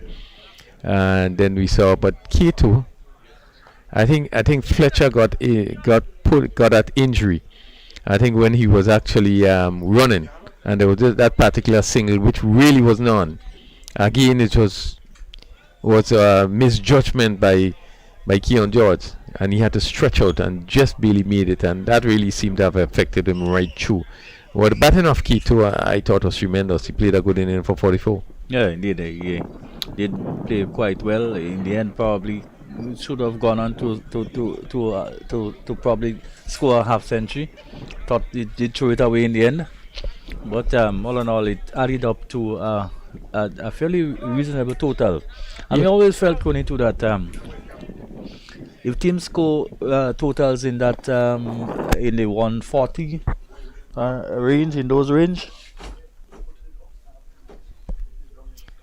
Yeah. As you were saying, you were thinking that if at a range of 140, you think it's very competitive. It's very competitive. Well, it is competitive. I'm just looking at the fact that you had a team of players with such ability, tremendous ability. One would have expected them to dominate on probably a good wicket, and the team the bowlers they're coming up against. But we didn't see that happening. But Kato, I think played a good inning. He was able to be attacking at time. I thought that he played sensible cricket until it reached that stage where he got a full toss, and probably was maybe looking to hit it over mid wicket and got caught. Yes, and also we must too give the groundsmen tremendous credit for preparing a pitch that has provided the type of assistance you see the fast bowlers. They would have enjoyed bowling on that pitch, and also the spinners. We saw Fletcher getting some turn. We saw all the spinners, in fact, getting some turn, and I think it was all in all a really good cricketing wicket. The fact that it was a pitch that wicket that were a pitch that were played on previously. It did hold quite nicely. Yeah, a tremendous compliment have to go to the groundsmen. I think they produce top class pitches. We are aware of this wicket in the stadium. When we look back at some of the international games, we understand how it plays. But at this time, we gonna go down to the ground. Kerry is with the man of the match. Probably gonna have just a post-match presentation. So I just go down to Kerry. Welcome to the post-match ceremony for match number 15 of the NLA GPL T20. It was the final round-robin match in the tournament, a match fought to determine the top of the table, who finishes at number 1. In victory today to St. David's in a quite clinical manner, we first have the man of the match presentation and the award today to Roland Kato for his outstanding knock of 44, which included 4 touring sixes, will be presented by Andy Noel. Kato, just a few words with you.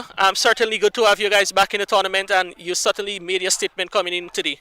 Yeah, most definitely. It's always nice to come back and play for your parish and performing and making a team win.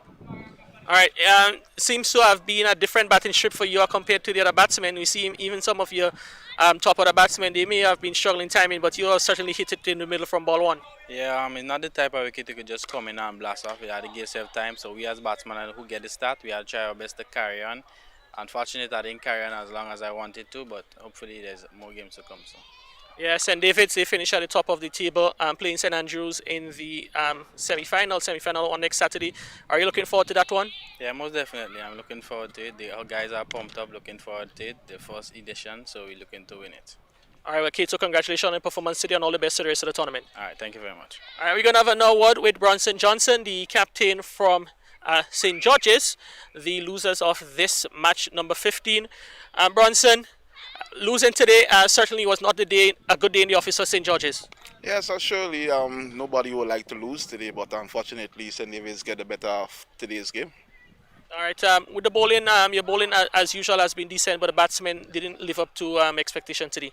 Yeah, we batters didn't come off as we wanted to, so we hoping next match that they could do better and we could go hard and train and come back next game and do what we're supposed to do.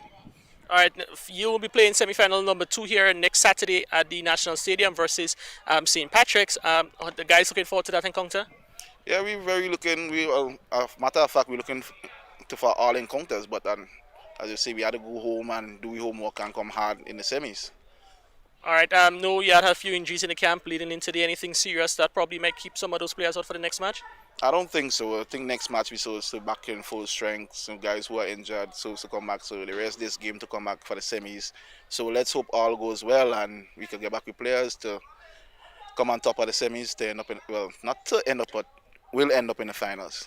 All right, once again, commiserations for today's match and all the best to the rest of the tournament. All right, thank you, you too.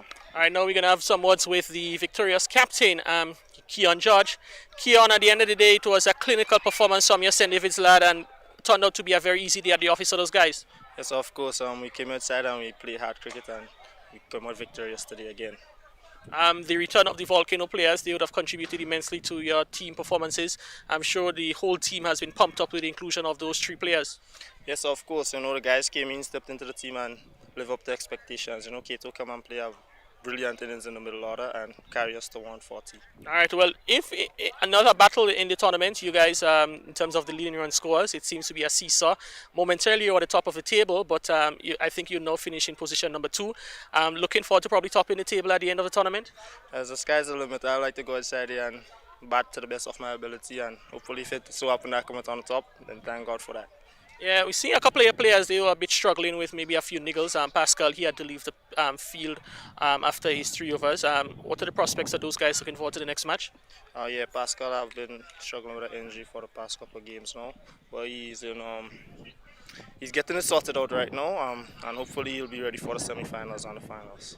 All right, and the semi-finals next Saturday morning match semi-final 1, St. Andrew versus St. David's. It's always a big encounter, guys. I'm sure pumped looking forward to that one.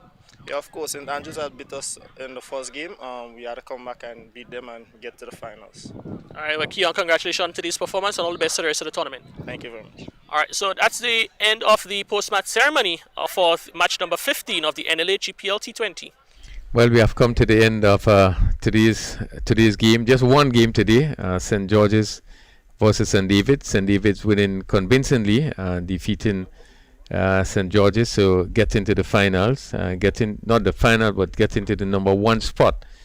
So we are now in a situation where we have the semi-finals, which will be played on Saturday. St. David's plays St. Andrews, followed by St. George's playing St. Patrick's.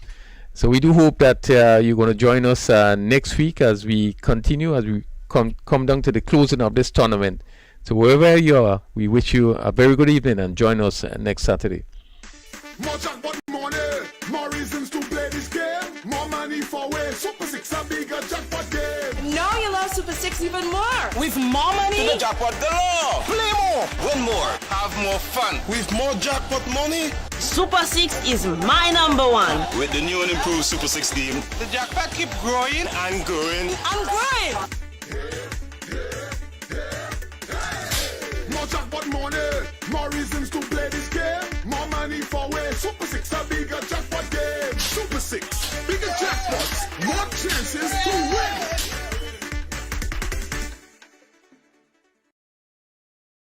Holy natural spring water is a water for every occasion on the field of sports, at your workplace. Just open the bottle and savor the pure, refreshing taste. Holy natural spring water is produced in Mama Can St. Andrews and is available in all sizes nationwide. To order, telephone 444-7654 or 533-7654.